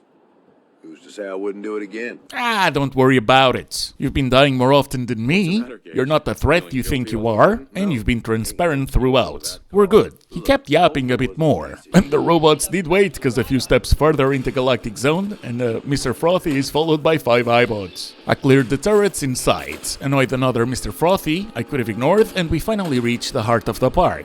Starport Nuka's Star Control. This is where we'll be able to install the required star cores. As I open the door, more iBots and Mr. Frothies come by. I am once again enjoying the life of a camper on an offline video game, but it did take me some jets, and that's when I noticed how much health points Codsworth's cousins can poison you for. They all went down. These aren't the robots we're worried about. There was a star core by Candle, and to interact with the mainframe, we've got to install at least the first core. I installed the 4 that I've collected so far. That is enough to initialize emergency operations mode, and the game throws through numbers our way. We're gonna need 20 to deactivate all of the defenses, and we're gonna need 35 to get that beautiful Nuka Quantum power armor. However, it is impossible to get the 35 cores before reactivating the power plant. But that's the negative caveat. There's also a positive one. By the time we get to 5, 10 and 15 star cores, we will be able to deactivate entire lines of robots, like the iBots and the Misters, but also like Assaultrons and the Sentries. We're gonna need to be stealthy, but something's gotta give. I know that I'm not gonna be able to avoid fighting every single Assaultron and Sentry. Most importantly, I really need to find goods, if I understand the chance. I didn't mention ammo, chems and fusion cores cause it would be nice. The entire run might be ruined if I don't. And so I ended up going back to Nuka-Town to get me a well-deserved quick save and to grab the power armor.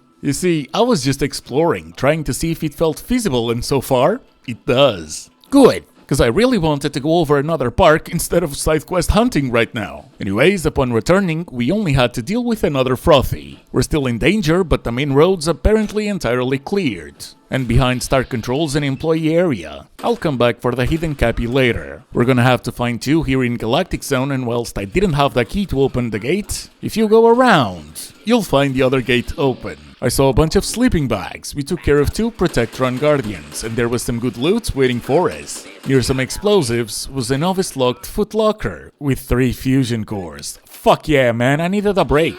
I'm too worried about the power armor, especially after realizing in Dry Rock Gulch that no fusion core means no VATS when suited up. I also found one of the 5 unique Nuka-World magazines, Scav, issue number 1. It's useless in this run, but it's followed, so loot goblin mode's in full effect. No collectible left behind. I got the quick save, went upstairs, and Gage has teleported to behind another gate. He's locked, at least until I go through a door. What a dummy. Oh, and the key is super close, but I just kept going. I'll get it later. It's fine. I found me a Nuka-Cola Quantum, only for 3 Mr. Frothies to find me. And I had them, but they also got me. Round 2 went my way. I'll just have to pay more attention to their damage over time, and there's plenty of buildings to go through, so we might as well go over the closest one. Voltec, among the stars. The bunker boys were staring at the night sky. I got too close to 3 Protectrons, ran back, put myself in position, gauge goes down, I take my time, and they take me out. Great. Every single time this happens, I'm gonna have to go through the Frothy trio, but whatever. I had a perk to spare, so I spent it on toughness. Turns out that sniping the Protectrons instead of trying to ring their doorbell and flee is a much better strategy. Especially because you can take them out one by one, and for some reason, the others don't activate. I don't know what's worse. That I died on the first try, or that they were way too easy on the second. And that leads to the first astronaut animatronic that's wearing a spacesuit costume and helmet that we're gonna need for a side quest. Oh, and those are key items that you cannot drop. They've got carry weight, so you can guess what I'm gonna be doing right after hopefully clearing this park. The door I found was locked. The key must be somewhere, and so I kept going. 3 turrets and the Mr. Handy Greeter also didn't activate, as its buddies kept being manually deactivated the good old cowboy way. Our vision gets blurry for a second, and that's because we're being affected by some weird gas that Voltec had in place. Some doors lead to dead ends. One led to the second spacesuit. And down the stairs I took care of 2 Galactron Guardians. Seems like everything's a Guardian on this one. And down another flight of stairs was another useless pile of scrap. And another expert locked door. I checked my stats, -1 intelligence from brainwave interference is fine cause we're running Idiot Savant. -1 charisma from subliminal suggestions is also fine, cause that's not tied to companions as a special stat in Fallout 4 that's handled by a perk. And lastly, there is a -1 to agility, which, yeah, that one harms my action points and therefore VATS. That one I could do without. There are 3 rooms we can go to from here. The first has 2 Protectrons, 2 turrets and a 3rd costume, but it also leads to a room with more turrets, so gotta be careful. Oh, and I'm in power armor, but if I weren't, the rads in that room would go through the roof. A Mr. Handy Greeter shows up from the 2nd room, and the 3rd's a hallway that goes into hydroponics, or to a room that is, it's the same room with the turrets that I mentioned previously. But that hallway also has turrets, and hydroponics has robots. Putting another Protectron down gave me another level up. I got another rank of Life Giver, cause everything counts. I actually cleared that first room. Got the suits and the Star Core, gauge went down. Again. I noticed the Protectron, and the turret I didn't know was there finished me off. That's back to the 3 Frothies. I have to do it all over again. Hindsight is 20/20, but I'm taking my time. I know what to do and how to go about it. Plan is to clear this section and to go back for a quick save, and that's what I did. Just not without dying 2 more times in the process. I finally had this section cleared. I even found the bed. The game was telling me that enemies were still around, and so it didn't let me sleep. Only then did I go for the Protectrons with Gage. I got the suit and the core, again, and the turret got me. This was bad. It took forever, but let's face it was simply a matter of insisting. So I kept going, found another 2 spacesuits, there was even a medallion at the end. I see the door that leads to the exit and I found the employee's key. I told Gage to investigate the employee area and oh, a Novatron's in full force. I went straight to the chems. Even I couldn't forget that I had explosives in my inventory. We almost got it to half health and then everything went to shit. And so I had the lovely experience of doing everything all over again. The entire building. Feel free to add another death to this park's counter, and this time when I got the medallion and the key, I went to investigate the room that was by those suits, but it didn't have a single star core. As I was going back, I used the key to unlock the employee area by the entrance's 3 Protectrons, and now that led to a core, and to another suit. Tired, but not defeated, I went for the save and installed another 3 cores on the mainframe, but I didn't deactivate anything just yet. Gage, he got broke and my man kept repeating the same thing over and over. But when it was time to fight, he pulled his weight. This time I opened the door by the bed, across the hallways where we died to that Novatron, and you know what that means. I saw it just standing there. I took some buff out, laid down a plasma mine, took some psychojet, threw a shot and a frag, and ran back. I waited. Novatron's close to half health again. It was focusing on Gage, and I was more worried about surviving than about being greedy. Psycho, Jet, and Med-X followed suit. Gage is back to being a Stimpack addict. The Novatron is not triggering the mine, but I'm able to heal Gage without putting myself on the Assaultron's light and fire. That's when the mine goes off. Gage locks in. We're so close. I fall back.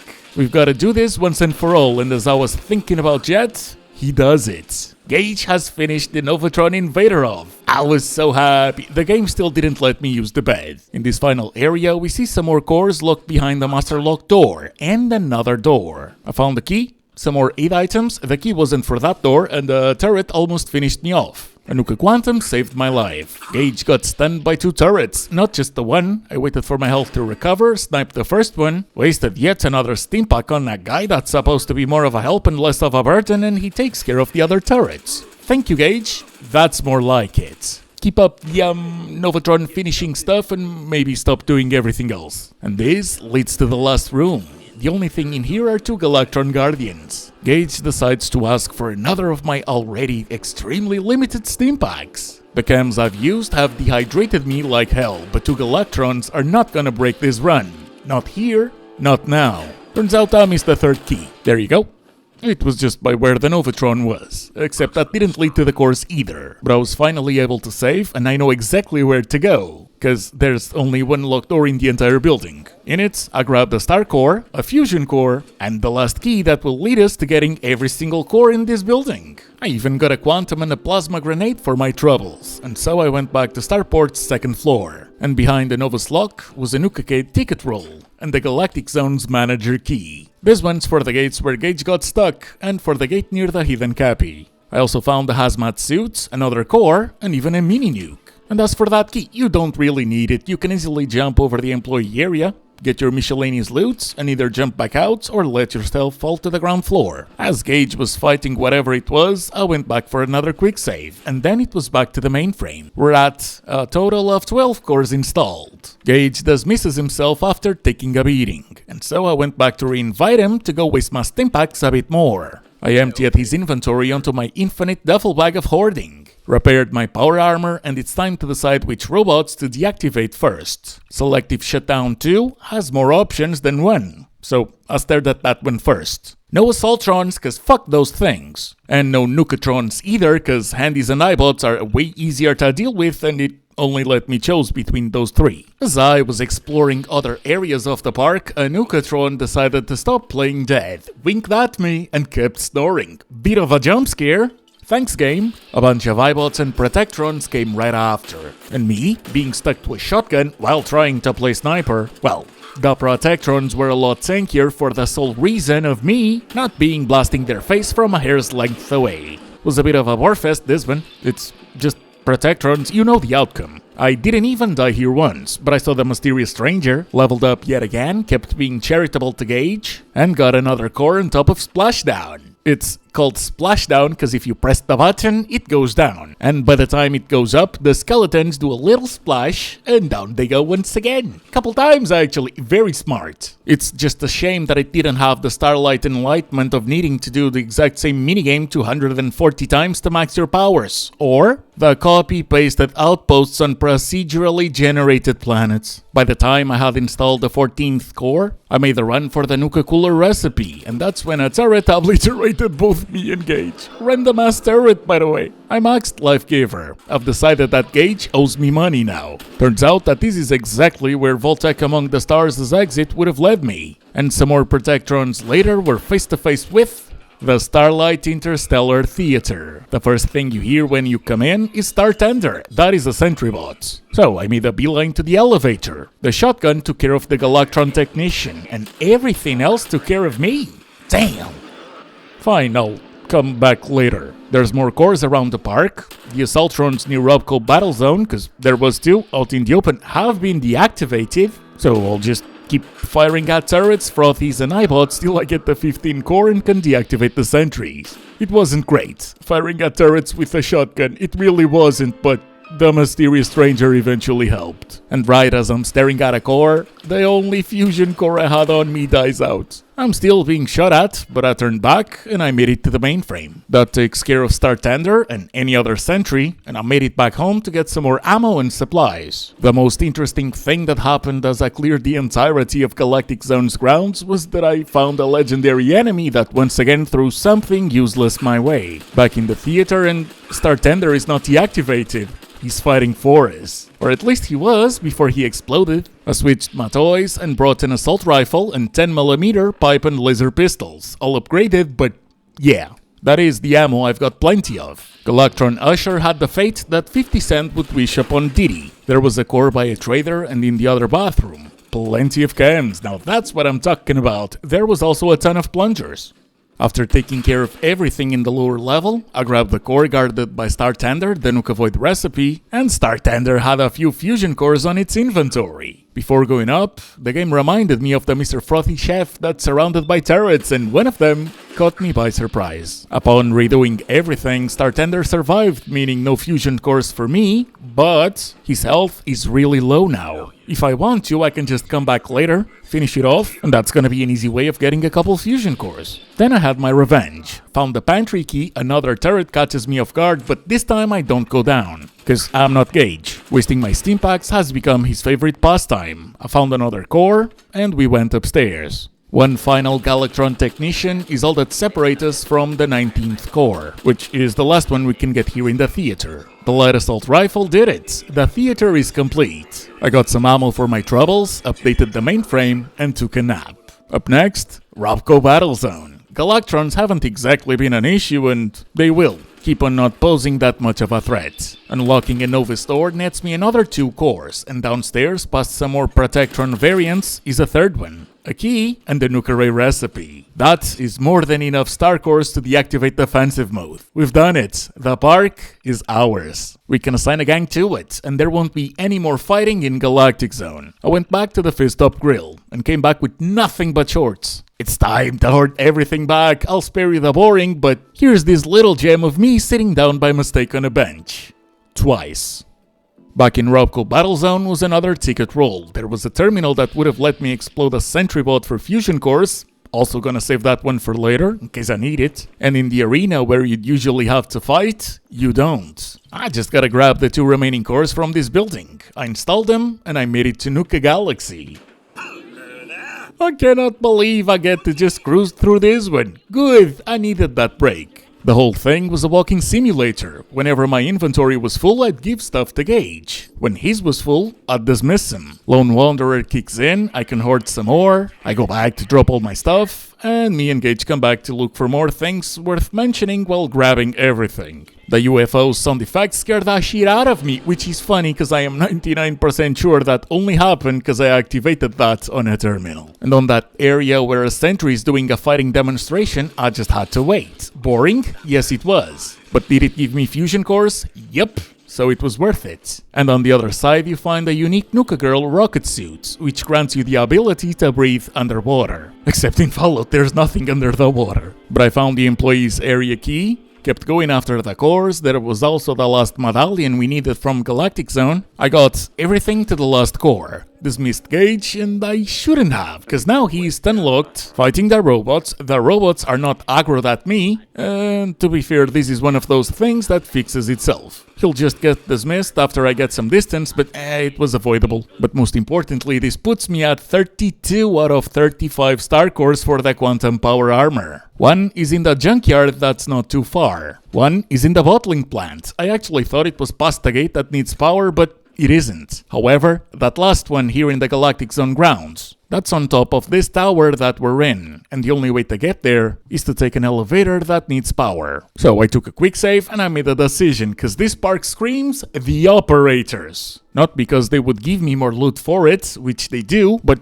cause what would the pack or the disciples even do with the place? At least the money-making raiders are smart enough to see rides and think how to monetize them. That completes the quest Star Control, and I've got every single park medallion, so I went back to Nira. The reward for getting them all is Nuka-Cola. Not the basic one, some of the Nuka-World variants, but it wasn't like you'd get a handful of quantums. It was more like here's a Nuka-Dark, an orange, and whatever else it was. Anyways, I got me a little carry weight problem now. The spacesuits. We're gonna have to deliver them like a good courier would. But first, the hidden cappies. They're both close to Star Control, but one's upstairs and one's downstairs. And then it's time to go south until we reach the Hubologist's camp. This begins the side quest trip to the stars. We've got to talk to Dara. Here's where the world's biggest fire hydrant is, and I quote, "This thing could survive a nuclear apocalypse." I guess it did. Then again, I'm not exactly seeing a single crater, so congratulations on the lack of rust. Welcome, stranger. We are Hubologists. You may have heard of us. No? Actually, I did. I had a miscellaneous quest sending me to the junkyard to learn more about the Hubologists. So it's a good thing that I knew where to actually go first. Their camp. Dara needs a few things, starting with 5 spacesuit costumes and 5 spacesuit helmets. That solves the carry weight issue, but now she wants to take control of the spaceship in the junkyard. Okay, I'll bite. I got the Nuka Fruity recipe from their diner. Listen to their chants that started by saying they were the rim and were ready for the job. They dress up and we start walking. First came the Rat pups. They are super weak, unless you are Tula. Then came Bloodworms, also fine. But then came an entire horde of rat scorpions, which included 2 albinos, and man, I died. So this time I brought power armor, and this time I didn't pass the check with Dara, so instead of getting 250 caps per suits, I only got 200. But after the Bloodworms, I kept my distance, and the Hubologists didn't bother the rat scorpions enough for them to get close, and so we get to the junkyard. You're more experienced at fighting than we are. How should we do this? You shouldn't. Sit back, relax, have a Nuka-Cola, and let me do the heavy lifting. Across the road's the warehouse, and in it we fight a Mr. Frothy and an animatronic alien. I found the fusion core and I got a perfectly preserved pie first try. Even though I only have 5 luck, I'm gonna take that as a good sign. Upstairs there's a sleeping bag, a star core, the Scav magazine issue number 2, and we're gonna need that power distributor as well. I got a quick save and I started blasting. The first thing that I saw was a Nuka-Tron. Poor thing was doomed from the start. It didn't have the range to attack me. Then, another Frothy leveled me up. I patiently sniped another Nuka-Tron. I'd rather oversave than keep redoing the same thing over and over again, and past a little tunnel, if you wanna call it that, comes a cave cricket. Sweet Mother Nature, thank you for the revenge. I fucked that demon up. Gage got ticklish, and the ants, they're ants. And then comes a sentry. An Annihilator Sentrybot Mark II with a little skull. I laid down a pulse mine, shot at it, and ran back to the warehouse, cause a happy camper is, happy. What, did you expect a fair fight? That's a toaster, man, and its prime function would be to toast me on both sides. We also got a pretty view of the spaceship. It's a UFO. The sentry goes down. The game's telling me to talk to Dara after her speech, but before she could start yapping, Mr. Gutsy came out of nowhere. We took care of it. I installed the power distributor in the spaceship, and Dara's got a unique weapon as a reward for us helping them. The hub's alien blaster. She follows it up by saying that she needs help with one more thing, and that's to power the spaceship. they don't have enough fusion cores. In return, she will give us over 100 rounds of alien blaster ammo. Now, this is very important. The game clearly says that we should install 3 fusion cores, but on the sockets, there's room for 4. First, I made sure to have Gage hold the fusion cores that were fully powered, so I wouldn't waste those. Second, I only put in the 3 fusion cores, because I would rather keep the 4th. But if you overpower it, they end up meeting their maker. We'll let them live on this one. And I don't have the caps or the build for it, because I went with Idiot Savant. But if you were to donate money to them, or rather if you paid for an alignment, and gone from AHS rank 2 to rank 8, the intelligence bonus you'd get, oh, it's absolutely ridiculous. But we are talking like 20,000 caps for I think it's like 36 in-game hours of a huge ridiculous boost. Anyways, the spaceship is a ride. Obviously. With the 4th fusion core, they'd be cosplaying as a very tender hamburger by the end. I made sure to check the sentry for fusion cores, shared my inventory with Gage, and I tried to make a beeline back to Nuka-Town. That's when I saw a Mirelurk, and the mysterious stranger took care of it. Good. I'm still pissed about the world of Refreshment's first Nukalurk. Then came a Killclaw, and another Mirelurk, and then I almost died to 3 cave crickets. I'm outta here, man. Gotta pick my battles. Except the game crashed. And I hadn't saved. So I had to do the spaceship thing all over again, and this time I dismissed Gage and tried going north. I got close to the Galactic zone, the bloodflies were fine, the crickets were not. Took me a while, because this was just a lot of walking and checking in VATs to see which critters were around, but we made it back to base. I did my inventory management, only now did I get the message saying that we can claim our hull from Galactic Zone, and Mackenzie kept being a bestie. The hull was more of the same. Some of the vending machines respawn their Nuka-Colas, which is nice, and there's a few other locations on the southern part of the map that we can, and should, visit. Then I made it back to the junkyard, but I kept going west, and fortunately so did the legendary Alpha Deathclaw. No skull, this one just has a little star. And the plan for Denmore Homestead was simply to visit it and mention it. These guys used to be gunners, now they are traders. That was gonna be it. But the money that Dara gave me and the ton of energy cells that I've got had me staring at a night vision overcharge laser sniper rifle. 126 damage with 50 fire rate. 263 range, 110 accuracy, and only damn! 8 weight. I'll take it, and throw some 44 rounds on top. Next up, Evan's home. Well, hey there. What brings you all the way out here? The Nuka-Love recipe. Evan's an Easter egg. He passed away. It's really worth looking into it if you never have. What Bethesda did should warm even a cold heart. After visiting the chill guy, I made it to the Wicks and Shovel Museum, which was full of mutants. Some raiders went on to fight them, and I'm just wearing Oswald's top hat and his sword, so I'll be back later. I went back to the power armor, made it to the camp where we met Dara and the others, and a bit further up the roads, the Grantchester Mystery Mansion. Why did little Lucy gruesomely kill her parents? To get to the other side? I don't know, man. Anyways, I don't have a ticket, which means that I'm gonna need to buy one. Or you can just get one off the floor. I have a ticket. The albino rat scorpions came back.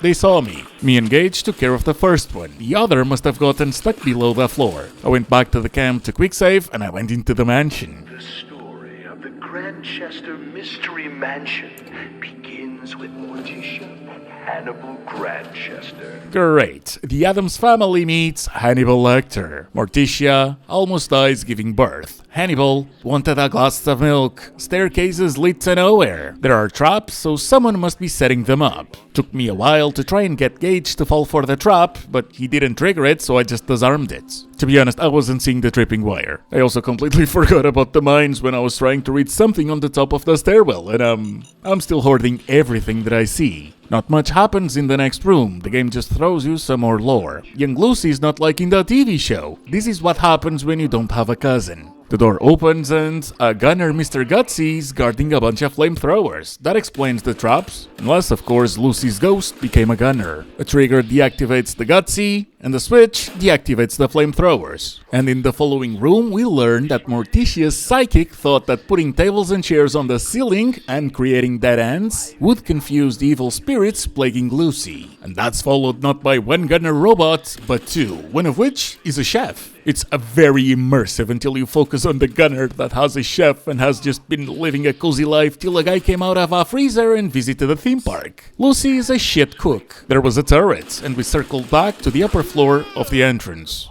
I kept going, and that put me on a room filled with gas. The story is so spooky, unless you read the plaque saying things like this haunted room just so happened to have hidden speakers, tripwires, and fog machines. But, you know, maybe the fake haunted room's in a truly haunted mansion. The room blew up. It barely did any damage, but then came an Assaultron, which was oh so much weaker than the Novatrons in Galactic Zone. And past the Protectron was a room filled with grenades. Gage fell to the trap under my command. We finally see a bed. I get me a quick save, stored a ton of items in a drawer so I can drag it all back to the Fist-Top Grill later, and here comes Zachariah, the gunner that's been living like a paranoid king in the mansion. I took some psycho, tested my new rifle, and he's really tanky. Didn't much stand a chance though, cause I was able to take cover for most of the fight, so Zachariah focused on Gage, and by the end, the mysterious stranger fired the last bullet. On the final room, we find another recipe for Nuka Punch. And I thought there would be a key to the attic, and there is a key, but it doesn't lead to the attic. That is behind the master lock.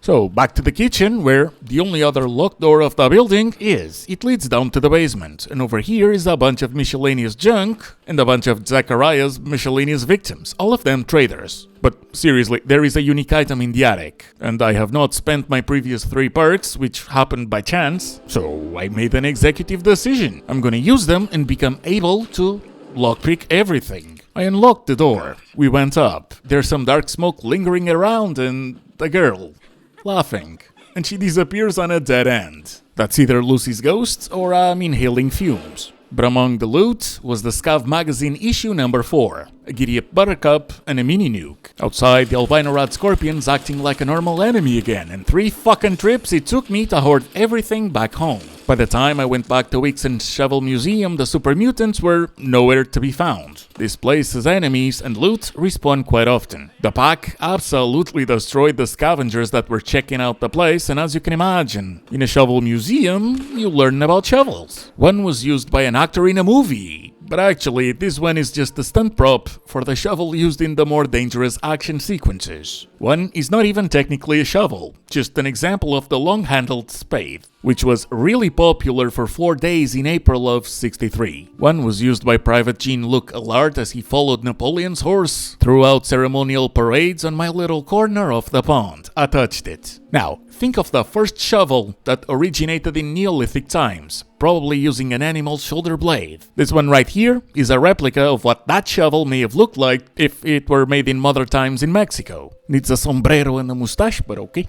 That is the Shovel Museum, and as I was hoarding all of the shovels back, I had to leave some behind. I left them in a cash register. By the time I came back, the pack was fighting super mutants, and my cash register shovels had despawned. I still got more loot out of it, so the little waste of time was fine, and it was followed by an even bigger waste of time because I was over encumbered and I didn't want to lose stuff again, so I made the slow and painful walk of pride. You know, to counterbalance some of the walks of shame. My legs broke on the way. I bought some ammo. Mackenzie patched me up. I bartered a bit more, selling things I don't need. Nuka-Kate still doesn't have the acid soaker or the paddle ball for sale, though, to be blunt, I haven't really been checking on that either. That one's on me. And there's only one park left to clear. The bottling plant, World of Refreshment. Might as well take Clark's key since his stash is on a nearby bridge. And who's Clark, you ask? He's a pre-war maintenance worker that wanted to sell Nuka-Cola secrets to the Sunset Sarsaparilla Company, if they were willing to buy. He had an accomplice, Deke, whom he didn't trust, so he split the goods and left a holotape telling the other guy where to find his half of the spoils and suggesting him to try and sell it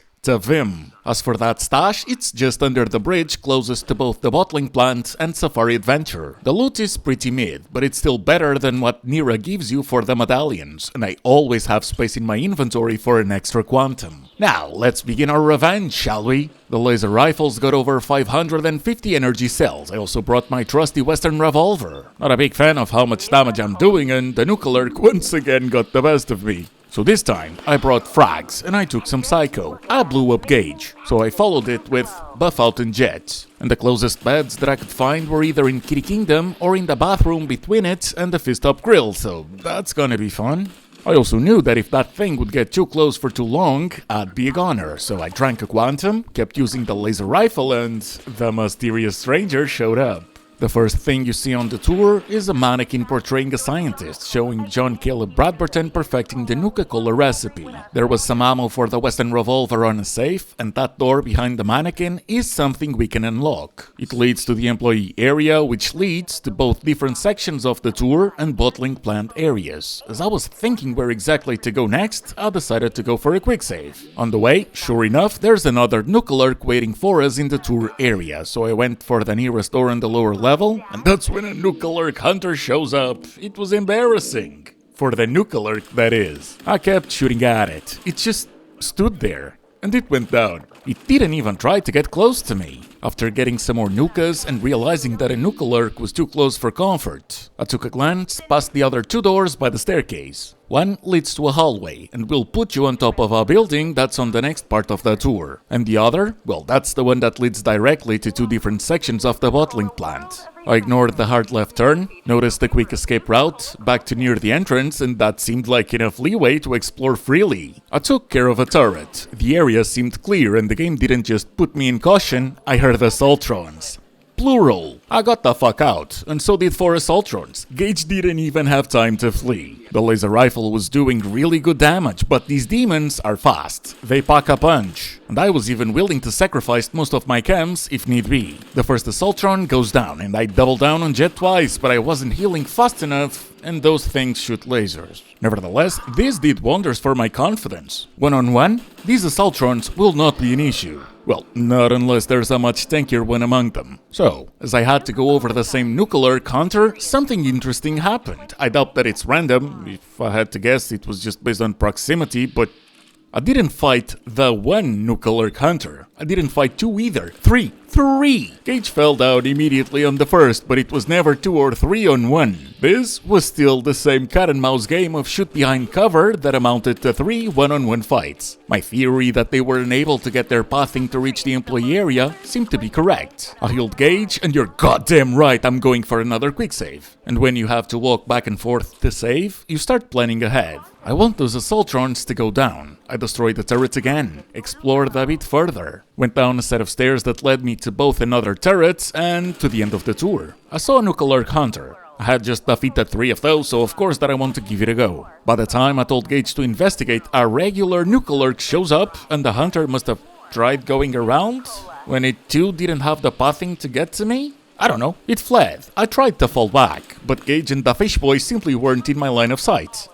Then Gage goes down, and it turns out that the Nukalurk has no issue following me. Couple blasts to the face made it run away. The assaultrons' voices are making themselves heard, and I'm worried that they're gonna pop up behind me. That's when the hunter returns. I went for a crit, did some more damage, took some buff out, a quantum, a steam pack, and the hunter wasn't following me like the Nukalurk did. It was giving me time to shoot at it from behind cover, giving me time to heal. And the mysterious stranger showed up once again. I've got no clue where the other bugger is, so I healed Gage. Game's still telling me that I'm in danger. I got the spacesuit costume, went back to near the first turrets.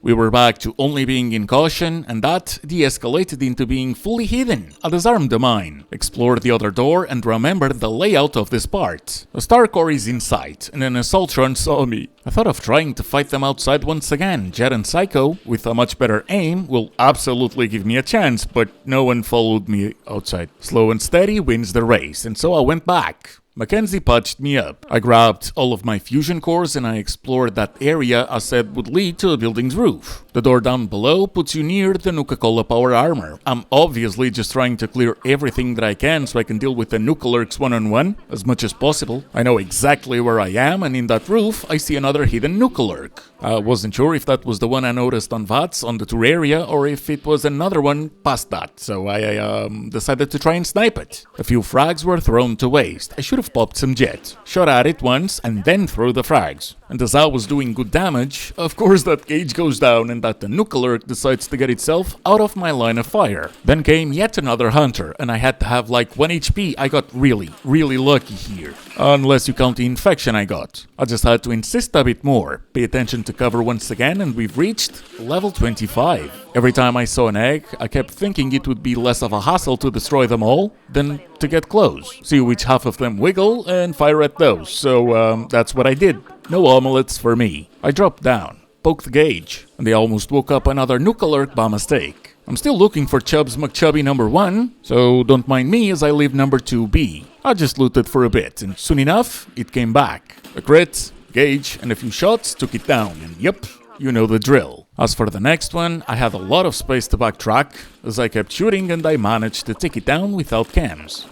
Well, the stranger did, but still. And whilst the following one needed more cams, I was able to turn it into a puddle of goo before it could touch me. And here is where I found the last of the hidden cappies. Now I just gotta keep defeating Nukalurks while paying attention to see if the Assaultrons are coming at me. This is yet another scenario where as long as I have enough buff out Jet and Psycho, I'll be golden, even if it takes me more than a couple tries. And then I saw the Nuka-Cola power armor, and then I saw an Assaultron. I thought I was being so smug. Let's go back out. I'll have my revenge out in the open. Well, that backfired, because when I went upstairs looking for that hole in the wall near the entrance, I saw a second Assaultron. I panicked. Made it downstairs to the end of the tour. I immediately took some medics and that thing was onto me. I don't like being in a small space with a thing that is hella fast. And as soon as I saw the tiniest opening, I popped some jets and got the fuck out of there. They followed me once again. The first thing that I saw was shades of red from their lasers. They even took a couple of seconds to come after me. I had the distance. And the laser rifle had the range. Things were happening so fast I didn't even know if I put 1 or 2 Assaultrons to near half their health. I just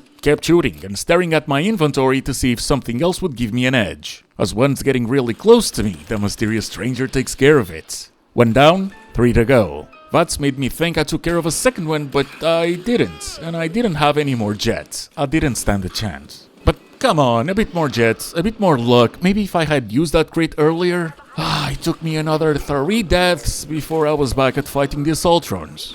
But now I'm in the building, and I'm hoping that they are scattered.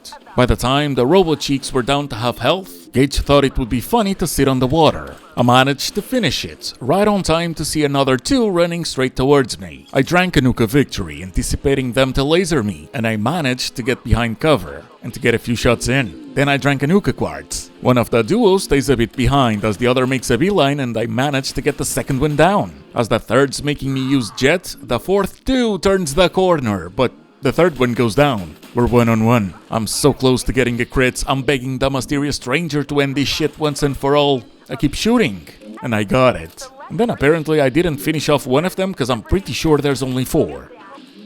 I guess Vats just made it seem like I killed the second one and I didn't. But fucking hell, that was a fight that I truly enjoyed. It was hard. It made me both think and look at everything I had at my disposal. And they weren't bullet sponges, so it actually felt like a fair fight. Plus, personally, I would rather fight glass cannon against glass cannon than tank versus tank. And that clears the bottling plant interior. I didn't know it at the time, but the only reason the game still says we're in danger is because of a turret that I missed, so I was still being careful. So much so that I didn't even bother trying the sleeping bags near the star core. For the first time in this area, I went back to a bed with my chin held high. Upon returning, I made that hard left. Went downstairs into the bottling plant. I unlocked one of the doors to the exterior, found a crate filled with Nuka Quantums, and I went to grab that star core. Sergeant Lanier and her man weren't as lucky as me. I got the star core. Only one left until we get the quantum power armor from Galactic Zone, and as for the beds, yeah, there's still that turret I didn't know about at the time. Honestly, I thought the issue was the ones behind the locked gate. But no. So I said fuck it, and went to the door that leads to near the building's roof. Then Gage goes, "Hey boss, can I ask you something?" Didn't you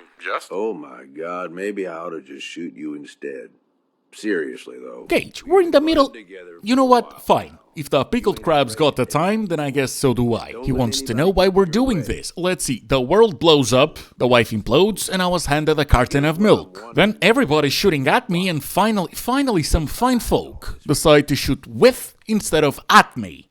I want to burn it down, Gage. I'm living the dream, buddy. Add some ad revenue on top and this shit might devolve into projects with even more depth. With that being said, there's always room to improve. Just like there's always room for a fucking Nukalurk to drag me into the abyss. I went back to base, repaired my power armor, and I grabbed every single buff-out jet and psycho that I still have. Some food and water too. And I've got a minigun, and I've got over 1,000 rounds. That thing takes up way too much space in my inventory, so I gave it to Gage. This time I turned right. Turns out there's Nukalurk kings in both sides, but much like the hunters, well, these things are stronger. They are not as tanky as the soft shells that are anything but soft. I mean, I died, but that's a fact. Gage was ripping the minigun though. I just gotta be more careful, especially cause I'll be fighting this king one-on-one. I tried the alien blaster. I expected it to do a bit more damage, but that's alright. And then I backtracked while in danger, thinking it would be easier to deal with the Nukalurks that would come along. It wasn't. I remembered that I had a perk to spare, and so I used it on the first rank of Gunslinger. The Western revolver hasn't really been looking that good when compared to the rifles, and I still had some ammo for it. It felt right. And it was a random bet. This weapon has saved me before. I didn't even remember that a headshot would stun lock the kings, but it did. That completely changed the vibe. That thing is a goner, especially after pairing this with Jet. But then, as I was exploring the first building I saw on the roof, another one came along and something attacked me. At least the ragdolling was a bit funny. Upon redoing it, the mysterious stranger said hi, and the noise dragged the other two that were nearby. This is gonna take me a while, huh? Fortunately, these two were a bit goofy and gave me enough time and space to do my thing. I went back to heal Gage. I really wanted a quick save and they followed me inside. There's 3 kings and 4 soft shells just on this first part of the roof, man. So far, I don't think that there was a section I redid so many times, but there was at least one thing that wasn't too bad. Every 5 kills in survival adds to your adrenaline meter, and it gives you a +5 damage boost. It ain't much, but it's better than nothing.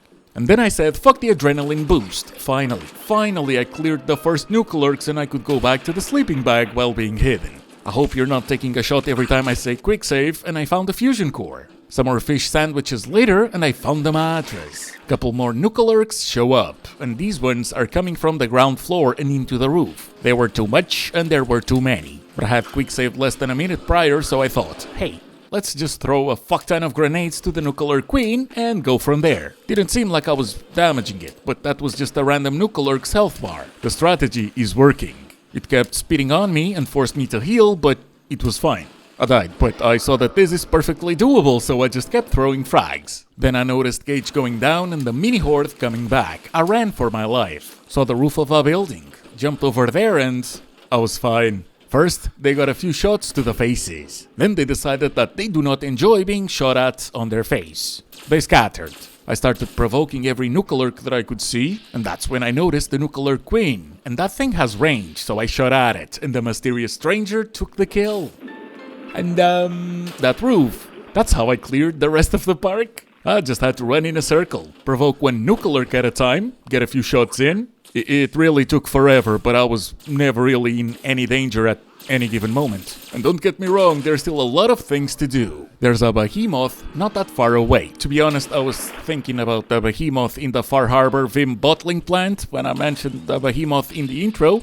Not bad, but I promised a behemoth, and you're gonna get a behemoth. And another Nukalurk Queen, and the gunners from the Overboss. There's also Sierra's quest, the 6 amoral combat ones, until I get the unique weapon, and Shank's quests until we unlock both the tribute chest and power up the entirety of Nuka-World. But I did it. Fucking hell, I conquered the 5 parks. Gage kept asking for steam packs. We both started hoarding everything back home, and this park screams the operators. They like money. This is a bottling plant, we fix it, and they can make us money, and that's why I'm gonna give it to the disciples. The operators already have 4 parks, and I would rather have Mason than Nisha wanting my head on a plate. Keeping the sadistic assassins on my side instead of the face-painted zookeeper sounds like a no-brainer, and I do love Dixie's accent. Oh, and Colter. He spent his lazy days making fun of Mason. I kinda inherited the guy's power armor, so that's yet another little detail that fits this choice. This completes a world of refreshment. I looted the queen, and by the time I was close to Nuka-Town, the raiders had already moved in. The tribute chest is waiting for us. Well, I'll be damned. You actually did it.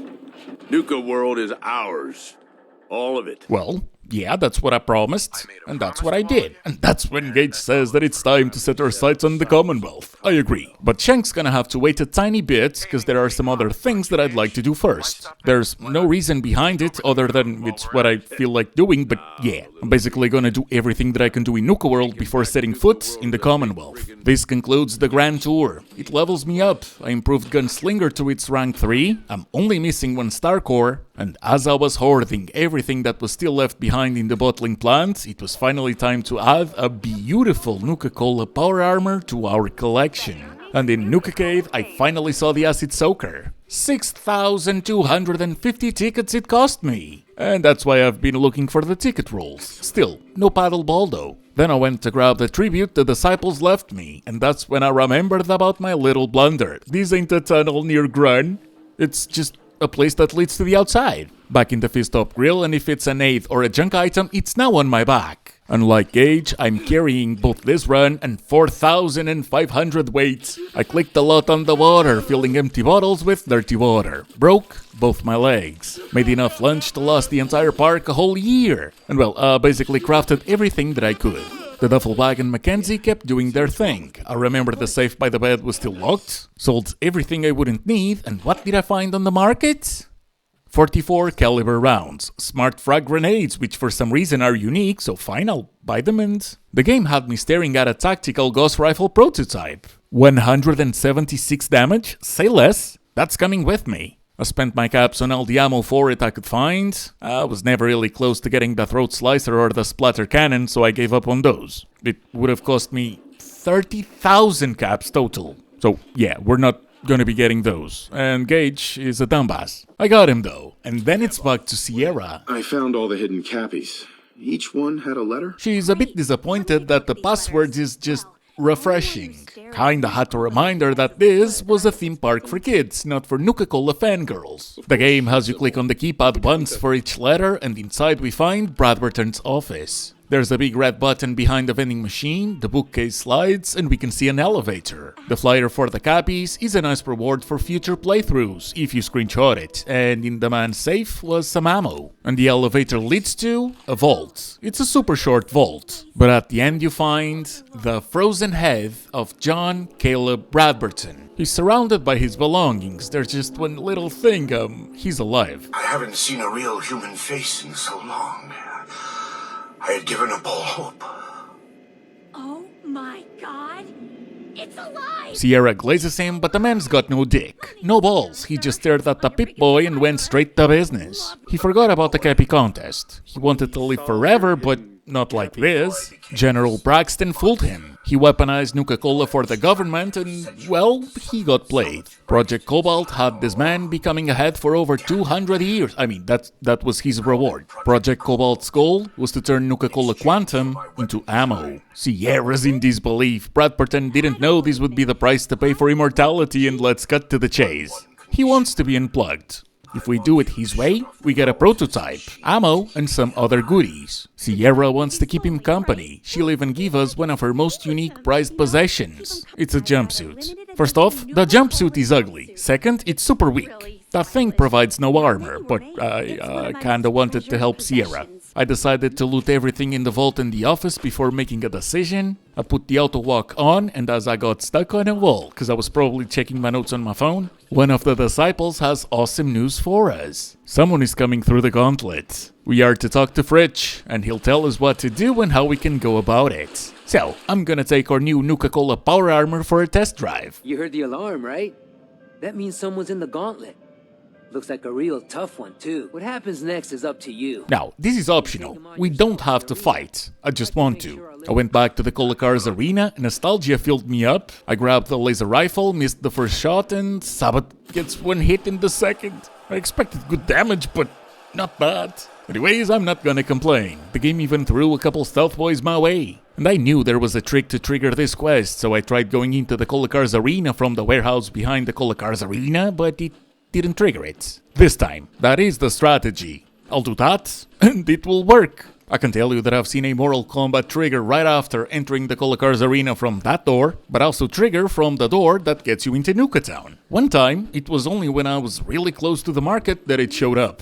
It works. Don't know why. Back to Sierra. Almost afraid to ask, but what's your decision? I changed my mind. I was gonna deactivate the power, get the goods, and leave Sierra mad by herself here in the vault. She'd probably be chill after a few days or after the power plant, but like I said, I changed my mind. I accepted her offer. She gave me the shittiest jumpsuit I've ever gotten as a quest reward in any game ever. Bradberton even changes his tune. Turns out, he does like the company. Yeah, well, and I like hoarding unique weapons, so I killed her. I'm sorry, Sierra, I'll side with you some other time. That has netted me a Nuka-Nuke launcher, a plasma pistol, 27 pre-war bucks, some cartons, Nuka-Cola variants, some aid items and more money, the key to the safe I've unlocked already, the Nuka-Cola formula, the Nuka-Nuke recipe, and 3 Nuka-Nukes. You either get all that, or a jumpsuit, or everything. Now, let's get this show on the road. Near the bottling plant in the Nuka Red Rocket are some gunners. And past their garden turrets, a building with an elevator that will lead us to the overpass they are using as a base. So far, in the ground, these were just weak gunners, but it was funny that one of them fell from the overpass onto the floor. Then, I was greeted by an Assaultron invader. Never a good sign when things with already a long name start showing up with adjectives besides them, but hey, no skull, no star. That thing is on my level. We destroyed it before it could even do anything. There was a bed in a shack, and it was hell to try and get Gage in position. Plan A was for me and him to squeeze on the little platform to go and deal with the gunner captain and his power armor buddy. But that's when I saw another Assaultron and both power armor dudes started shooting at me. My weapons have the range, so I'm just gonna be a camper. I decided to keep going back and forth, and it was a bit silly, but it worked wonders. These guys may be tanky, but they don't do much from this far away. Gage fell down, asking for a stim pack. I kept insisting, and I gave the Ghost Rifle prototype a go. I gotta say, I hate having to reload after every single shot, but you do get used to it. And there had to be a caveat. Anyways, I got the commander down. Or rather, the mysterious stranger did. And the other guy, he fell, but he's in power armor, so he was immune to fall damage. Couple shots was all it took. I guess the stranger missed me. I should have brought more fusion cores and I got some loot for my efforts, including a mini nuke and several power armor parts. I healed Gage, broke both my legs, left the Nuka-Cola power armor and the parts in Nuka Red Rockets, and I got to enjoy one of my own stim packs for a change. Going through the Colacars arena triggered the second amoral combat enemy coming through the Gauntlet. I talked to Fritch and we're standing face to face against Wretch. Dude's got power armor. I didn't bring mine. I thought he was just letting me throw in a few shots, but he was completely broken. The man didn't fight back. Don't know what's broken, but fuck it. Thanks for the 2 Nuka grenades, I took a nap. Went through the arena twice, which means I found Rage from the side he enters on. Also bugged. Extremely weak too. Then came Commander Bear, and the pattern continues. I had to rush back to Sabine before Gage did all of the work, and the last of the unique enemies that the Amoral Combat quest has to offer is the Rogue Knight. And I saw him moving towards me. Quest still bugged though. Getting Aeternus was basically a freebie after a running simulator. I also got his Brotherhood of Steel power armor parts. Up next, well, I did promise a behemoth, didn't I? I got a quick save in Dry Rock Gulch, only to find a mattress on a buzz right after. I marked the location on my map, and we went for it. I threw some frags, grabbed the Ghost Rifle prototype. Before I knew it, the behemoth was coming straight toward us. I took some jet, my last psycho too. Getting a boulder to the forehead wasn't part of the plan, but a headshot brings it down and gets me to level 29. I find it funny that I'm gonna end up going back to the Commonwealth near the recommended level one should come into Nuka-World. Then I went into the North Point Reservoir. The Mirelurk Queen wasn't showing up, so I took care of the Mirelurks, the Killclaws, and went target practicing on the eggs. I slept on the same bed on Bradberton that I used to get the holotape for Oswald, except the Queen wasn't showing up. And then, out of nowhere, I hear a noise, and I cannot find her. Some time passed, and turns out, she was exactly where I thought she'd be. It wasn't there. I checked everywhere. Anyways, a critical hit took most of its health away. The Ghost Rifle's awesome, and that thing goes down. I've done everything that I deemed worth doing, and now I just gotta do some repairs, some inventory management, and to go back to Galactic Zone to collect a few fusion cores. Startender was betrayed, and his cousin in the Robco battle zone was commanded to self-destruct. The Galactron's pants were on fire. That thing looked absolutely destroyed. It made me feel bad, poor thing. Meanwhile, the Assaultron's looking at me as if I had just slapped the kid. And then I took a nap, because it's time to meet Shank and to get a foothold on the Commonwealth. Shank. Well, look who it is. Liking what you've done with the place, boss. Gang certainly seem pleased with their new little kingdoms. He goes on to ask how long it took for Gage to convince us to move on to the Commonwealth. I didn't need 1 second. It's either I do it or I kill them all. There is no choice in either side, only between them. And I just so happened to pick mine before Colter. He says that we're gonna need 3 things: territory, provisions, and loyalty. For territory, we can either convince the locals to leave, or to get a crew together and put them in the dirt. I chose to wipe out the settlers in the first territory. I picked the disciples to tag along, and our target's gonna be the Red Rock truck stop near Sanctuary. I'm gonna need 8 settlements to unlock the tribute chest that we can craft and place on settlements. And Red Rocket's close to Abernathy Farm, who can supply us food later, and to plenty of other nearby settlements. Though, in survival, fast travel is disabled, and so are console commands. I cannot even speed up my walking, even if I'm going through a route where I've identified for a fact that I wouldn't encounter a single enemy. Shank also tells us to check in with some of the gang's bosses, as they might have something to give us an extra edge. We can also give weapons and armor to whoever gang we choose to tag along, but I'm not gonna do that. Mason and the pack give you a couple predator grenades, and all grenades come with a recipe. These ones attract nearby predators and cause them to attack anything on sight. Hey, boss. Was wondering when you were gonna come see me.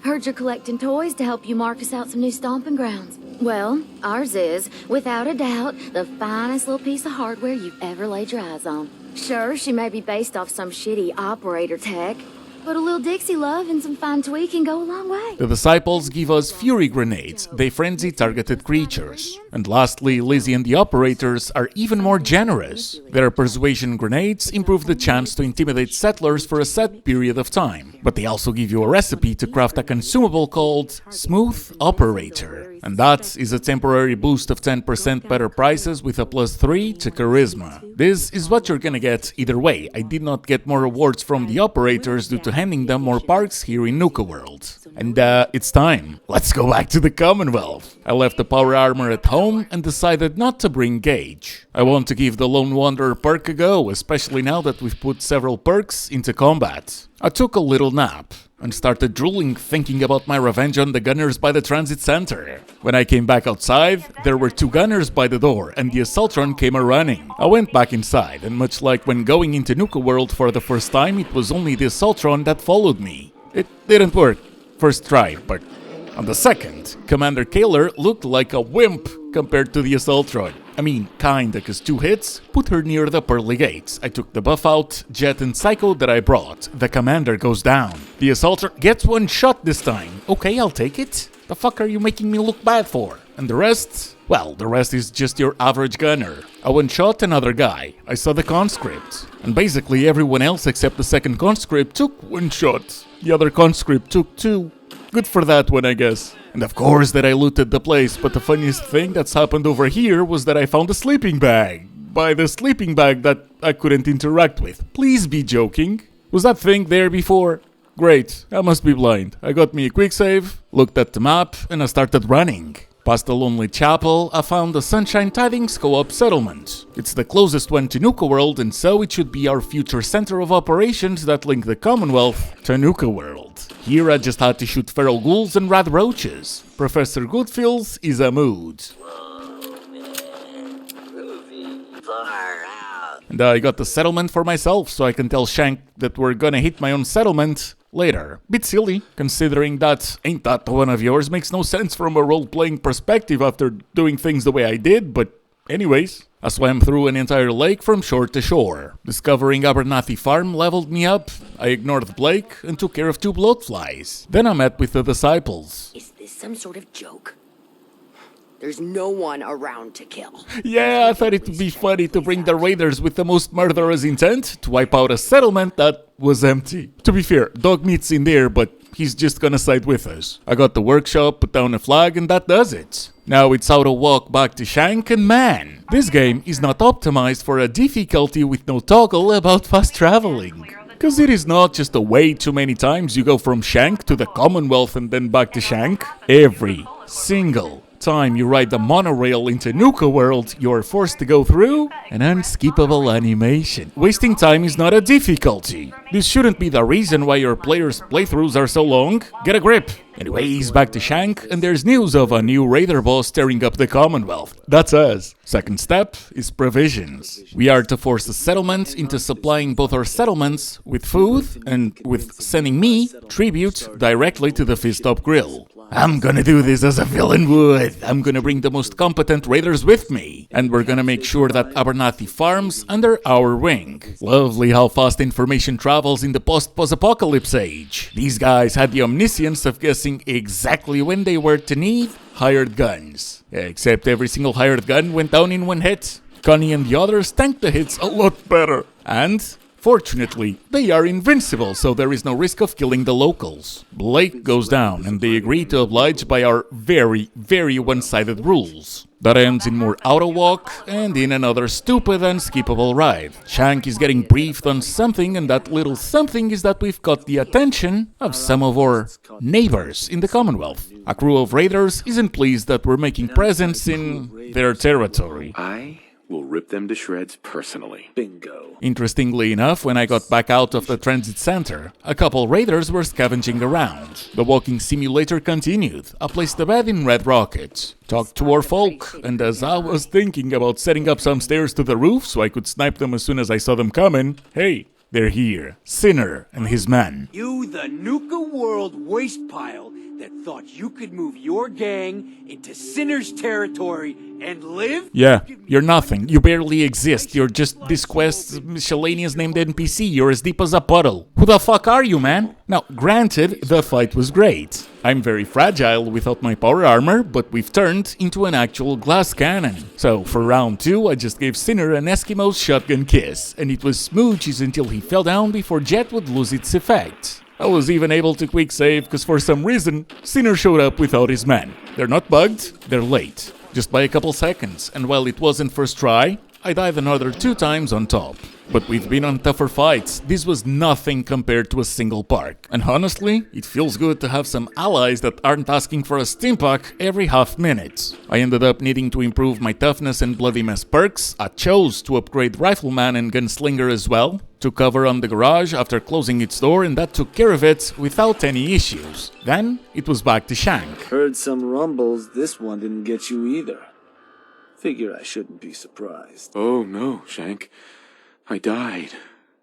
I'm a ghost. Third step is loyalty. We have to max the settlement's happiness, or else the raiders are gonna pull a tantrum. But at least this idiot can finally be moved into a settlement, instead of me having to go through autowalk and unskippable monorail rides. Honestly, I fail to see how Shank isn't as lazy as Colter. He's got the ideas, so did the other guy. And that's great, he's got all that going on for himself, but that's useless to me, cause he ain't doing fuck all. You know what would have been helpful? If Shank came with as a temporary companion and stayed the fuck in there from the get-go. Or a radio. If only I had a Pip-Boy. If only we had generator. If only we had a radio station I could tune into. Back in Red Rocket, and here's the full list of everything that I crafted. Enough sleeping bags for everybody. A booze still, to which I've assigned a settler to. A pick-me-up station wired to a generator. 2 water pumps and a turret. That does it, and the next step is to establish a foothold. We've gotta get 2 more settlements for the questline to get going. But if we get a total of 8, we can unlock the tribute chest. I'll go the extra mile, but I'm gonna pick up the pacing, cause to be perfectly honest with you, it's just more of the same. First, I say that I want to run a job to claim a new outpost. That we're gonna wipe it out with the disciples. We pick a location, and then we cruise through some of the weakest enemies the game has to offer. Sunshine Tidings had no one living in it. Professor Goodfields doesn't aggro, and so he became one of us. Technically, he's just there saying groovy and far out. I'm not sure that one's got any cognitive function. Back to Shank, and I chose the Starlight Drive in as settlement number 3. There's only a few mole rats over there, so it basically took longer to get there than to get it as a settlement. But I did find a fusion core, we took care of the rats, I unlocked the door, planted a flag, and the 3rd settlement unlocks raider shops. That concludes Home Sweet Home and begins Power Play. Upon returning, Shank has some news. Boss, I just got word. You need to get back to Nuka-World. Now. The pack have turned on us. Mason didn't like how you were handing out new territory. Now him and his whole gang have gone and stormed Nuka-World's power plant. Now, what you do in the Commonwealth does not affect who turns on you. It's always either whoever has the least sparks, and if it's a tie, then it's random. Imagine if I had tried to make it fair and gave the pack settlements here. I'd be getting shot at right now. I'd have to reclaim the settlement. It would no longer be allied to us, and it can become quite a mess. But there is one thing that I did like a lot. Shank did not force me to go deal with them right now. I wanted to finish getting the settlements, and he let me. Now that is a good design decision that sounds so simple and yet gives the player total agency. Settlement number 4 was 10 Pines Bluff. It's close to Concord, and the settlers in there, much like the Abernathys, had some hired guns. The most interesting thing was the wandering trader and the circus act of his fellows. Impressive. Number 5 was Outpost Zamanja. On the way, Timothy asked me if I knew the way to Bunker Hill. I didn't, but I knew the way to Synth Heaven. 2 attack dogs had armor. I took it. And as for Boomer, the raider leader of the settlement, I can say that I was fortunate enough that he didn't throw the mini nukes my way. Though, other than that, yeah, he didn't really stand a chance either. Feeling a bit bored, I asked Dogmeat to tag along for the last 2 settlements. I gave him the doggo's light armor, a skull bandana, and we set off to Grey Garden. We once again just had to deal with some hired guns alongside the robots of the settlement. I put a perk point into the next rank of Gulch, we planted the flag, and I told Shank to move to Grey Garden. Settlement number 7 was Oberland Station. Nothing interesting or new happened here, and the final settlement I chose was Hangman's Alley. I heard the UFO crash a while ago, and we went past on it the way there. This finally unlocks the tribute chest. You wait a few days, and it will have some goodies in there waiting for you. I told Shank to move once again. Him and Dogmeat went on to keep Professor Goodfield some company. And as for me, I've got a little rebellion to squash. Back to Nuka-World. Being greeted by a civil war in Nuka-Town didn't have the glass cannon in me, showcasing the cannon. So I went around. My knee kick flipped the car and I died of a stubbed toe. So I went the other way around, and in the fist-up grill, I grabbed everything. Chems, Gauge, my best armor, my best weapons and ammo, and the power armor that makes the most Fashion Soul sense. I put level 33 perk points into agility, beat the ever-living shit out of a couple pack members along the way, and we met the other bosses. Mason's gathered up his animal goons and took the power plant. In a way, so did I. I kept my distance. I'll let the other bosses go on ahead and do something useful for me for a change. The mysterious stranger wanted in on the action as well, and even though there are some things to do post-power plant, this is it. The final test. Clearing the outside was easy, but we are no longer one-shotting anything. A quick save on a bed, I knew I wasn't that far away. Actually, I ended up fighting a better bed later, but it wasn't inside the plant. And speaking of the inside, I didn't remember the ghouls. I only saw the caution sign and they didn't chase me. There is a group of like 4 to the right of the entrance, but they're somewhat chilling right now. And now it's simply a matter of taking care of pack members, some of which will be legendary, but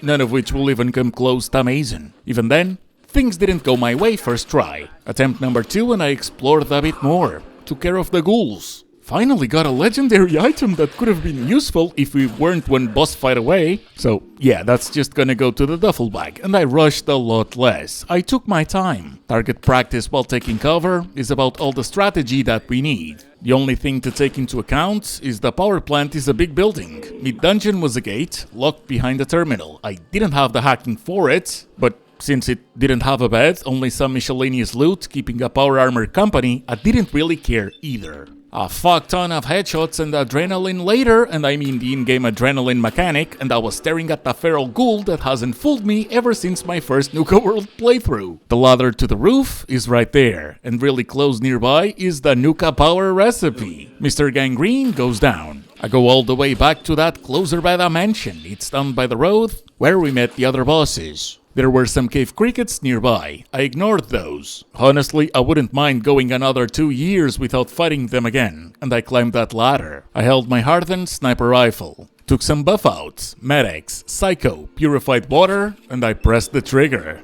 We all did. Mason was already damaged by the time I hit him the first time. Even the mysterious stranger came by. Mason went down, but this is funny, cause the game really wanted me to be the one finishing Mason off. I was just thinking to myself, didn't remember that there was some dialogue here, and that's when Mason comes back up. Health fully regenerated. I popped some jets. And I didn't stop firing until the animal was put down like the ungrateful savage that he had become. Then I pressed the button. And that is how I conquered Nuka-World on survival, after going in at level 1, and without having brought a single item in. That's not enough Nuka-World for ya. Not only do I have a couple things still left to do, but you can always go and check Manny a True Nerd's Nuka-World at level 1 on survival series. It's old, but it's not outdated. In fact, I think he's got 2. And Crave Them Games has gone through it recently as well. I've been thinking about doing this one for over a year, and then I see Crave do it, and I'm like, fuck it. I've done all of the New Vegas' DLCs at level 1 after going in with no items. I wasn't seeing anything like that pop up in YouTube, so I guess that Far Harbor and Fallout 3's DLCs can come later too. Definitely check them out if you haven't, but let's keep this show on the road. Nuka-World, all lit up.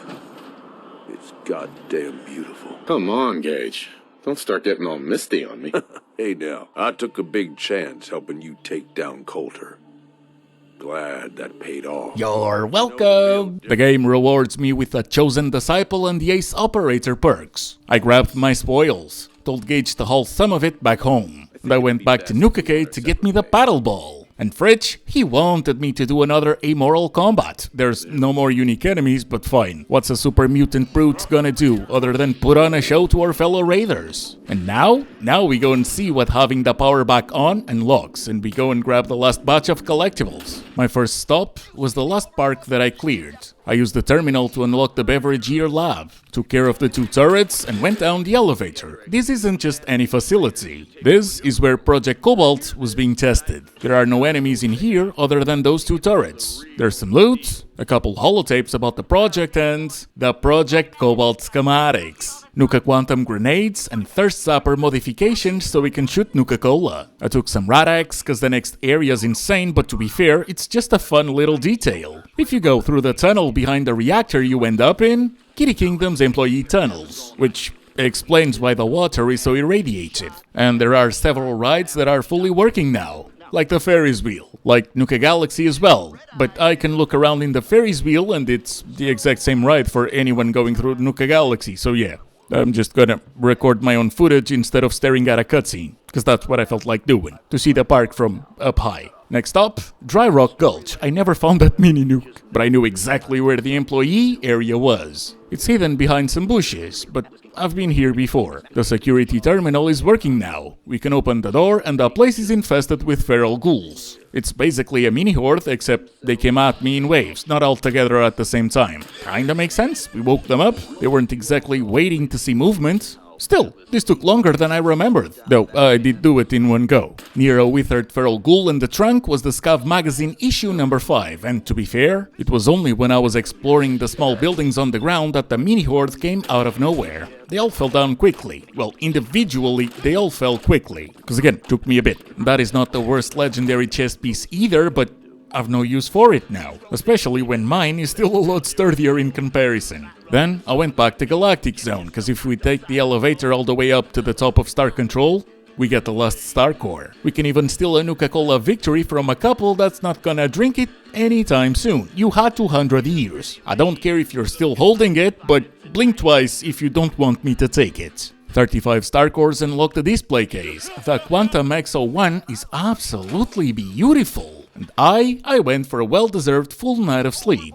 Lastly, Nuka Red Rocket can finally be ours. And I've been looting everything, so it's high time I do the slowest of walks. I may have forgotten to bring steam packs or that my legs would break due to the carry weight, but everything's gonna be okay. I grabbed the power armor parts that I left laying around, gave the settlement to the operators, and 4 members showed up immediately. They had steam packs. See, I told you. We were gonna be fine. And it's nothing special. I know it really isn't, but I made a little settlement, and here's a tiny tour. When you approach Nuka Red Rockets, we now have a guard tower and the turrets. In fact, there's more, all around. This one protects the farm. You know, the farm where the raiders will not farm, but the main road's protected. We sell cams and we sell booze. I've got some ramen feeders for traders that want to stop by, and I made a little sanctuary to our late wife. She fell, but she was my clumsy clusterfuck of a conniving better half. I also crafted all the joys that the other Red Rocket truck stop had, except this one had an arcade and a tribute chest. I let this power armor stay here, decorated a bit, gave the raiders a place to exercise, and I gave them the best bathroom a video game has ever seen. You can go in versus, in co-op.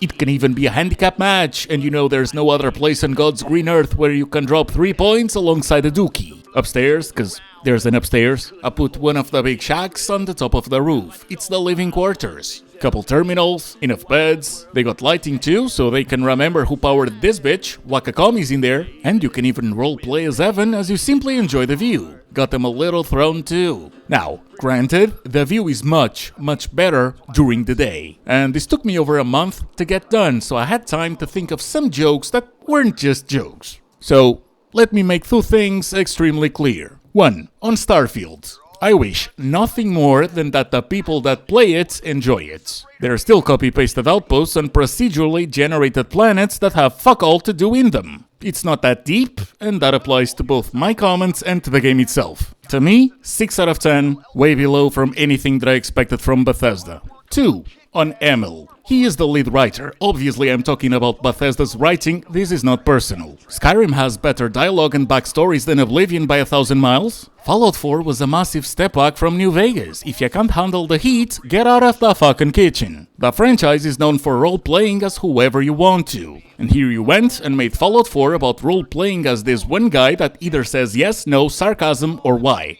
There is a cognitive dissonance. It's all fine and dandy for a casual playthrough, but lads, are we into cult classics or into cash grabs? Cause fuck the official paid mods disguised as creations, and if you, Bethesda, mess up the next Elder Scrolls or the next Fallout, then it is what it is. I'm not gonna be grieving a company that's rich, or that I knew could have done better. I'm just gonna keep replaying other cult classics I love every once in a while. Half-Life 2, Deus Ex Human Revolution, The Witcher 3, Cyberpunk 2077. I missed them all, it's been years. I haven't even tried Baldur's Gate 3, Crimson Desert, or Tainted Grail, and I'd love to give them a go. If I don't like a game, I'm not gonna buy the one after that. That's all, and that's it. Now, let's go and meet Preston Garvey, just to see what happens. The raiders in Concord don't scale up to your level. Map marker boy isn't bothered, and the pack is helping the raiders, but only outside. He wants me to help. I want to turn him into a roasted puzzle.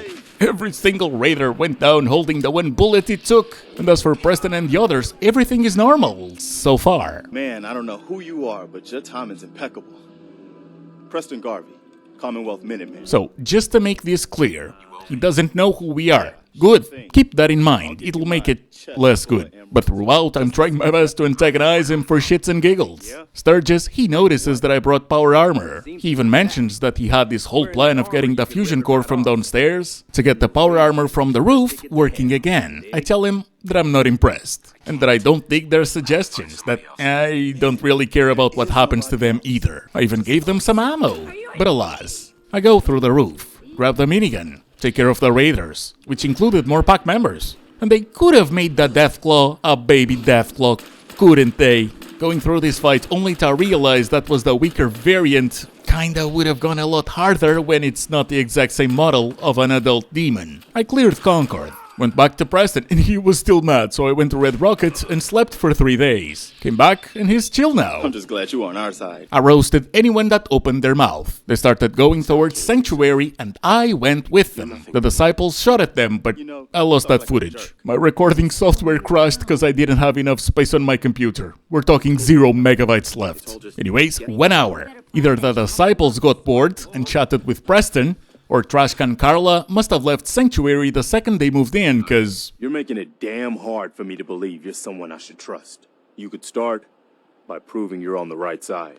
Wipe out those raiders. Preston knows exactly who we are now. Had I slept for 2, the man would know even my birth stars and how my Mercury's in Gatorade again. We cannot get the workbench. We cannot kill them. But Preston, he was very brief and very concise. He wants a genocide. Every single one of the Nuka-World raiders needs to die, and to that I say, fuck off. And here's a promise. If this video blows up, I'll take this challenge to Far Harbor. And as always, remember to check the channel and the playlist for more videos, and if you want to help me out, just click that like button. Leave a comment, give me a suggestion, or join as a member if that is something you would do. And I'd like to give a big shout out to Steve Whittle, to John Walker, to Glitchtail, to Devon Lowry, to Zoxies, to Dancing Peach, to Carter Moore, and to you. Thank you so much for watching. I hope you enjoyed. I hope I'll see you on the next one. And I hope you have a good one.